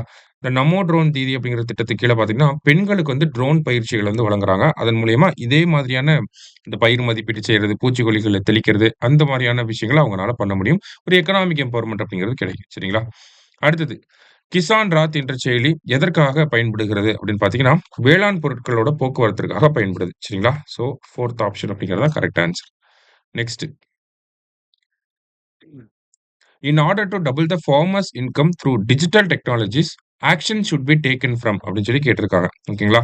ஸோ விவசாயிகளோட வருமானத்த இரட்டிப்பு ஆக்கணும். அதுவும் தொழில்நுட்பங்கள் மூலியமா இரட்டிப்பு ஆக்கணும் அப்படின்னா, அதுக்கு என்ன மாரியான விஷயங்கள பண்ணணும் அப்படின்னு சொல்லி கேட்டிருக்காங்க. Technology generation and dissemination, policies and reforms and development initiatives. Option 1 correct. சரிங்களா? பாலிசி அண்ட் ரிஃபார்ம் அப்படிங்கிறது இதுக்குள்ள வந்துரும். அதே மாரி பார்த்தீங்கன்னா, ரிஃபார்ம்ஸ் அண்ட் டெவலப்மென்ட் அப்படிங்கிறது இதுக்குள்ளேயே வந்துரும். டெக்னாலஜி ஜெனரேஷன் அப்படிங்கிறப்ப ஆர்டிபிஷியல் இன்டெலிஜென்ஸ் இதுக்குள்ளேயே வந்துரும். சரிங்களா? அப்ப 1 ஒன்லி அப்படிங்கிறது தான் கரெக்ட். ஸோ அந்த பாயிண்ட் தான் பிரிச்சு, பிரிச்சு குடுத்த மாரி குடுத்திருக்காங்க. சரியா? அடுத்தது. ஸோ குரோனாலஜிக்கல் ஆர்டர்ல கேட்டிருக்காங்க. தேசிய உணவு பாதுகாப்பு திட்டம் அப்படிங்கிறது 2007. தேசிய பருப்பு வளர்ச்சி திட்டம் அப்படிங்கிறது 7த் 5 இயர் பிளான்ல கொண்டு வந்திருப்பாங்க. சரியா? 7த் 5 இயர் பிளான் அப்படிங்கிறது 1985ல இருந்து 1990 வரைக்கும் இருந்திருக்கும். நெக்ஸ்ட் சணல் தொழில்நுட்ப திட்டம் 2006. தேசிய வேளாண் காப்பீடு திட்டம் 1999ல வந்திருக்கும். ஸோ இத அடிப்படையில நம்ம குரோனாலஜிக்கலி அரேஞ்ச் பண்ணோம் அப்படின்னா 2, 4, 3, 1 அப்படிங்கிறது தான் கரெக்ட். சரியா? அடுத்தது டிஜிட்டல் நெட்வொர்க் ஃபார் ஃபார்மர்ஸ் என்ன கேட்டிருக்காங்க? உழவர்களுக்கு உதவும் வலை இணையதளம். இது வந்து அக்மார்க் நெட்ன்னு வரணும். சரிங்களா? அக்மார்க் நெட் அப்படிங்கிறது தான் கரெக்ட் ஆன்ஸர். சரியா? அக்மார்க் நெட் அப்படிங்கிறது நமக்கு 2000ஆம் ஆண்டுல கொண்டு வரப்பட்டது. சரியா? அக்ரிகல்ச்சர் மார்க்கெட்டிங் இன்ஃபர்மேஷன் நெட்வொர்க் அப்படின்னு சொல்லுவாங்க. அக்ரிகல்ச்சர் மார்க்கெட்டிங் இன்ஃபர்மேஷன் நெட்வொர்க் அததான் நம்ம அக்மார்க் நெட் அப்படின்னு சொல்லி சொல்லுவோம். நெக்ஸ்ட். விவசாயிகளுக்கான தேசிய கொள்கைக்கு இந்திய அரசு ஒப்புதல் அளித்துள்ளது. கரெக்ட் தான். எப்போ வந்திருக்கும் அப்படின்னா 2007ஆம் ஆண்டு வந்திருக்கும். சரியா? விவசாயிகளுக்கான தேசிய கொள்கையின் பல ஏற்பாடுகள் மத்திய அரசின் பல்வேறு திட்டங்கள் மூலம் செயல்படுத்தப்படுகின்றன. கரெக்ட் தான். ஸோ 2மே கரெக்ட் தான். சரிங்களா? A and R R correct and R explain C அப்படிங்கிறது தான் கரெக்ட் ஆன்ஸர். நெக்ஸ்ட். ஸோ அடுத்தது இன்கரெக்ட் என்ன அப்படின்னு சொல்லி கேட்டிருக்காங்க. ஸோ எல்லாமே பார்த்தீங்கன்னா, அக்ரிகல்ச்சர் ரிலேட் பண்ணி வருது. ஓகேவா? ஸோ என்பிஎஃப் அப்படிங்கிறது நேஷனல் புரொவிடன்ட் ஃபண்டும் வரலாம். அதே மாரி நேஷனல் பாலிசி ஆன் ஃபார்மர்ஸ் அப்படிங்கிறதும் வரலாம். சரிங்களா? அப்ப ஃபர்ஸ்ட் ஒன் இன்கரெக்ட். ஏன்னா மத்த எல்லாமே அக்ரிகல்ச்சரோட ரிலேட் ஆகி வரனால, அதையும் நம்ம அக்ரிகல்ச்சர் வச்சு பார்க்கிறப்ப, நேஷனல் பாலிசி ஆன் ஃபார்மர்ஸ் அப்படிங்கிறது கரெக்ட்டா இருக்கும். அடுத்தது டேர் அப்படிங்கிறது correct. Department of agricultural research and education. அடுத்தது என்சிஐபி அப்படின்னா, நமக்கு நேஷனல் கிராப் இன்சூரன்ஸ் புரோகிராம். சரியா? நேஷனல் கிராப் இன்சூரன்ஸ் புரோகிராம் அப்படிங்கிறது. அடுத்தது WBCIS அப்படிங்கிறது weather based crop insurance program. World பேங்க்னு வராது. Weather based crop insurance program. சரியா? Crop insurance scheme. சரியா? ஸோ 1, 3, 4 அப்படிங்கிறது தான் இங்க இன்கரெக்ட்டா இருக்கு. Next. First Kisan rail of India எங்கிருந்து எங்க வரைக்கும் அப்படின்னு பார்த்தீங்கன்னா, மகாராஷ்டிரால இருக்கக்கூடிய தேவ்லாலி அப்படிங்கிற பகுதியில இருந்து, ஓகேங்களா? தேவ்லாலி அப்படிங்கிற பகுதியில இருந்து பீகார்ல இருக்கக்கூடிய தானாபூர் அப்படிங்கிற வரைக்கும் போயிருக்கும். அப்படிங்கிற ஊர் வரைக்கும் போயிருக்கும். சரிங்களா? எப்போ அப்படின்னா, ஆகஸ்ட் 7, 2020ல. அடுத்தது. Choose the correct statements regarding Sanjivani project. சரிங்களா? சஞ்சீவனி திட்டம் தொடர்பான சரியான கூற்றுகள் பார்த்தீங்கன்னா, இமாச்சல பிரதேச அரசாங்கம் கொண்டு வந்திருப்பாங்க. ஸோ இது வந்து பார்த்தீங்கன்னா, லைஃப் ஸ்டாக் அப்படிங்கிற இந்த கால்நடைகளுக்காக கொண்டு வரப்பட்ட ஒரு திட்டம் தான். இத்திட்டம் தொலை மருத்துவம் மற்றும் தொழில்நுட்பத்தை பயன்படுத்தி விவசாயிகளுக்கு அவர்கள் வீட்டு வாசலில் வசதியான மற்றும் உயர்தர கால்நடை பராமரிப்பு சேவைகளை வழங்குகிறது. லைஃப் ஸ்டாக்காக கொண்டு வந்திருப்பாங்க. So, இந்த ஸ்டேட்மெண்ட் தப்பு. மேலும் இத்திட்டம் மூலம் கால்நடை வளர்ப்போருக்கு மூலிகை சார்ந்த மருந்துகளும் வழங்கப்படுகிறது. இது கரெக்ட். மூலிகை சார்ந்த மருந்துகள்லாம் வழங்க மாட்டாங்க. சரிங்களா? தப்பு. ஸோ 1 அண்ட் 2 அப்படிங்கிறது மட்டும் தான் கரெக்ட் இங்க. சரியா? So option C. Next. So match the following அப்படின்னு சொல்லி குடுத்திருக்காங்க. ஸோ இதுல இந்த திட்டம் எல்லாமே குஜராத் அரசாங்கத்தோட திட்டங்கள். சரிங்களா? அத பேஸ் பண்ணி தான் நம்மள மேட்ச் பண்ண சொல்லியிருக்காங்க. ஸோ கிசான் சூரியோதய யோஜனா அப்படின்னா எலக்ட்ரிசிட்டி. பிரதான் மந்திரி கிசான் சம்மன் நிதி யோஜனா அப்படிங்கிறது கிராப் லோன். கிட்டத்தட்ட ரூ. 6,000 குடுக்குறாங்க இல்லையா? அதுதான் இந்த கிசான் சம்மன் நிதி அப்படிங்கிறது. அடுத்தது இந்த கிசான் சம்மன் நிதி அப்படிங்கிறது நமக்கு 2019ல கொண்டு வந்திருப்பாங்க. சரியா? அடுத்தது இந்த சகர்கேடு சர்வங்கி கல்யாண் யோஜனா அப்படிங்கிறது பார்த்தீங்கன்னா, ஃபிஷர்மென் வெல்ஃபேர்க்காக கொண்டு வந்திருப்பாங்க. அடுத்து இந்த திட்டம் பார்த்தீங்கன்னா, ஸ்டூடண்ட்ஸ் வெல்ஃபேர் அப்படிங்கிறது வரும். 4312 சரியா? குஜராத் திட்டங்கள வந்து கொண்டு வந்திருக்காங்க. ரைட். அடுத்தது விவசாயிகள் உற்பத்தியாளர்கள் அமைப்பிற்கான பின்வரும் கடன் திட்டங்களில் எது தவறாக இணைக்கப்பட்டுள்ளது அப்படின்னு சொல்லி கேட்டிருக்காங்க. ஸோ கிரெடிட் கேரண்டி ஸ்கீம் அப்படிங்கிறது டைரக்ட்டா கேஷ் குடுக்க மாட்டாங்க. ஓகேங்களா? ஸோ கிரெடிட் கேரண்டி ஸ்கீம்னா என்னன்னா, இப்போ நம்ம வங்கிகள் கிட்ட இருந்து கடன் வாங்குறோம். ஓகேங்களா? வங்கிகள் தான் நமக்கு கிரெடிட்ட குடுக்குறாங்க. ஓகேவா? இன்கேஸ் நம்ப அந்த கடன திருப்பி குடுக்கலைனாலும், அரசாங்கம் அந்த கிரெடிட்டுக்கு கேரண்டியா இருப்பாங்க. ஓகேவா? அதான் கிரெடிட் கேரண்டி ஸ்கீம். சிம்பிளா தெரிஞ்சுக்கணும் அப்டின்னா. ஓகேவா? இப்போ லெண்டிங் இன்ஸ்டிடியூஷன்ஸ் கிரெடிட்ட குடுக்குறாங்க. அந்த கிரெடிட்டுக்கு யார் கேரண்டி குடுப்பாங்க அப்டின்னா, கிரெடிட் கேரண்டி ஸ்கீம் மூலியமா அரசாங்கம் வந்து இன்கேஸ் விவசாயிகள் கிட்ட இருந்து அமௌண்ட் வரலைன்னா, இவங்க குடுத்துருவாங்க அது. சரியா? அதான் கிரெடிட் கேரண்டி ஸ்கீம் அப்டிங்கிறது. ஓகேங்களா? அப்ப இங்க டைரக்ட் கேஷ்ன்னு குடுத்துருக்காங்க. அப்ப அது தப்பு. அடுத்தது மெசானைன் கேப்பிட்டல் அசிஸ்டன்ஸ் அப்படின்னா, இது ரீபேயபிள் கிரெடிட்ன்னு வரும். ரீபேயபிள் அப்படிங்கிறது வராது. சரியா? அடுத்து ரிவால்விங் ஃபண்ட் சப்போர்ட் அப்படின்னா, கன்செஷனல் கிரெடிட் அப்படின்னு சொல்லி குடுத்துருக்காங்க. கன்செஷனல் கிரெடிட் சலுகை கடன் அப்படின்னு சொல்லலாம். குறைந்த வட்டி விகிதத்தில கடன்கள வழங்குறது அப்படின்னு சொல்லலாம். லோ இன்ட்ரெஸ்ட்ல கடன் குடுப்பாங்க. சரியா? இப்ப இது கரெக்ட் தான். நப்கிசான் அப்படிங்கிறது நபார்டோட நபார்டுக்கு கீழ இயங்கக்கூடிய ஒரு அமைப்பு. அவங்க எல்லா ஸ்டேட் கவர்ன்மென்ட்டோட சேர்ந்து கிரெடிட் ஸ்கீம்லாம் இம்ப்ளிமெண்ட் பண்ணிட்டு இருக்காங்க. இப்ப இதுவும் கரெக்ட் தான். இப்ப என்ன தப்பா இருக்கு? 2ம் தப்பா இருக்கு. Option B. சரியா? அடுத்தது. ஃபுட் செக்யூரிட்டி ரிலேட்டடா. The food security has the following 3 components அப்படின்னு சொல்லி குடுத்திருக்காங்க. ஸோ ஃபுட் செக்யூரிட்டி அப்படின்னு பார்க்கிறப்ப, நமக்கு அ என்னென்னலாம் வரும்னா, ஆக்சஸிபிலிட்டி, அவைலபிலிட்டி, அப்சார்ப்ஷன் இது 3ம் வரும். 1, 3, 4 அப்படிங்கிறது வரும். தமிழ்நாட பொறுத்தவரைக்கும் ஃபுட் செக்யூரிட்டில டாப் 5 யாரு அப்படின்னு பார்த்தீங்கன்னா, திருவாரூர், கன்னியாகுமரி, நாகப்பட்டினம், திருவள்ளூர், திருப்பூர். சரிங்களா? இன்னொரு தடவ சொல்றேன். திருவாரூர், கன்னியாகுமரி, நாகப்பட்டினம், திருவள்ளூர், திருப்பூர். இவங்க தான் டாப் 5ல இருக்காங்க. இதுவே கடைசி 5 இடத்துல பாட்டம் 5ல யாரெல்லாம் இருக்காங்கன்னா, விழுப்புரம், ராமநாதபுரம், விருதுநகர், பெரம்பலூர், நீலகிரிஸ். சரியா? விழுப்புரம், ராமநாதபுரம், விருதுநகர், பெரம்பலூர், நீலகிரி. இவங்கலாம் கடைசி 5 இடத்துல இருக்காங்க. இந்த டேபிள வச்சு அடிக்கடி கொஸ்டின் கேட்பாங்க. சரியா? நல்லா பார்த்து வச்சுக்கோங்க. நோட் பண்ணி வச்சுக்கோங்க. சரியா? Next national food security act உணவு பாதுகாப்பு சட்டம் 2013ல வந்திருக்கும். சரிங்களா? அடுத்தது. அடுத்ததா அந்த்யோதயா அன்ன யோஜனா திட்டத்தின் கீழ் உணவு தானியங்கள் ஏழை குடும்பங்களில் உள்ள ஏழைகளுக்கு கோதுமை கிலோ ஒன்றுக்கு ரூ. 2 அதாவது வீட் வந்து பார்த்தீங்கன்னா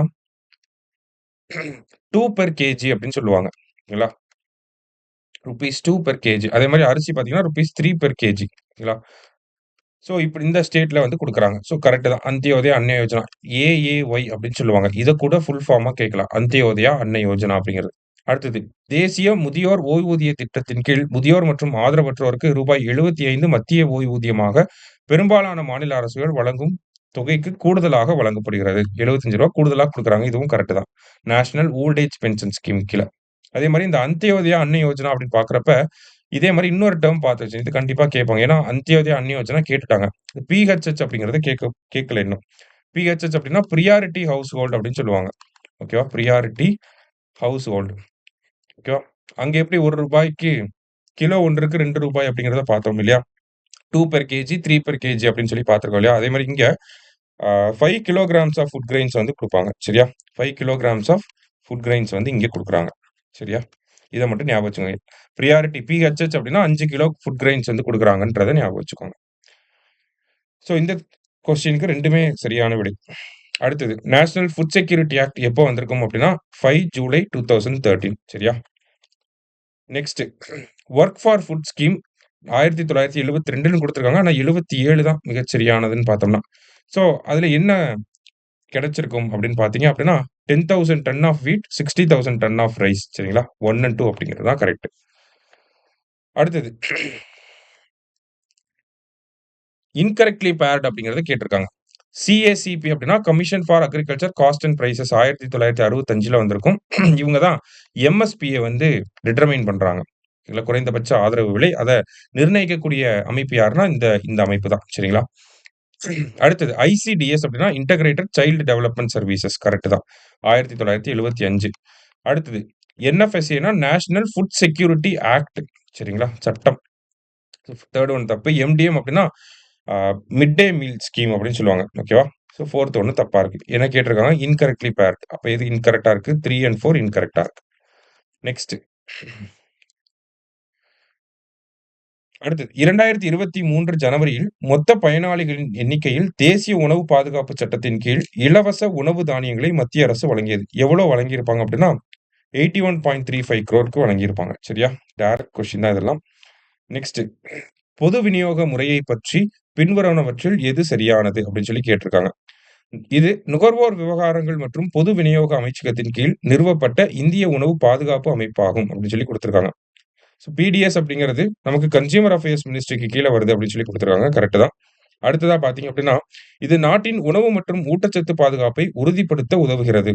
ஸோ ஃபுட் அண்ட் நியூட்ரிஷனல் செக்யூரிட்டிய உறுதிப்படுத்துது. எப்படி பிடிஎஸ் மூலியமா நமக்கு ரேஷன் கடையில பொருட்கள் குடுக்குறாங்க. உணவு தானியங்கள குடுக்குறாங்க அதன் மூலியமா. அதே மாரி இது கிடங்கில் இருப்பு மற்றும் உணவு தானியங்களை பராமரிக்கிறது அப்படின்னு குடுத்திருக்காங்க. ஸோ அதிலிருந்து தான் நமக்கு உணவு தானியங்கள எடுத்துட்டே வராங்க. ஸோ 3மே கரெக்ட் தான்.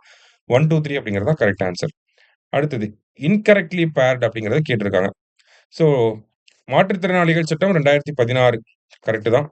நேஷனல் ட்ரஸ்ட் ஆக்ட் அப்படிங்கிறது 1999ல வந்திருக்கும். சரிங்களா? National food security act 2013 correct தான். ரீஹாபிலிட்டேஷன் கவுன்சில் ஆக்ட் அப்படிங்கிறது 1992ல வந்திருக்கும். சரிங்களா? 2யும் இன்டர்சேஞ்ச் பண்ணி குடுத்துருக்காங்க. சரியா? ஸோ 2 அண்ட் 4 அப்படிங்கிறது தான் இன்கரெக்ட்டா இருக்கு. ஸோ இதுல நம்ம ஒரு 104 கொஸ்டின் வந்து பார்த்துருக்கோம். சரிங்களா? இந்திய பொருளாதாரத்துல இந்த நிலம் சார்ந்து, வேளாண்மை சார்ந்து பார்க்குறப்ப. ஸோ நல்லா படிங்க. Thank you.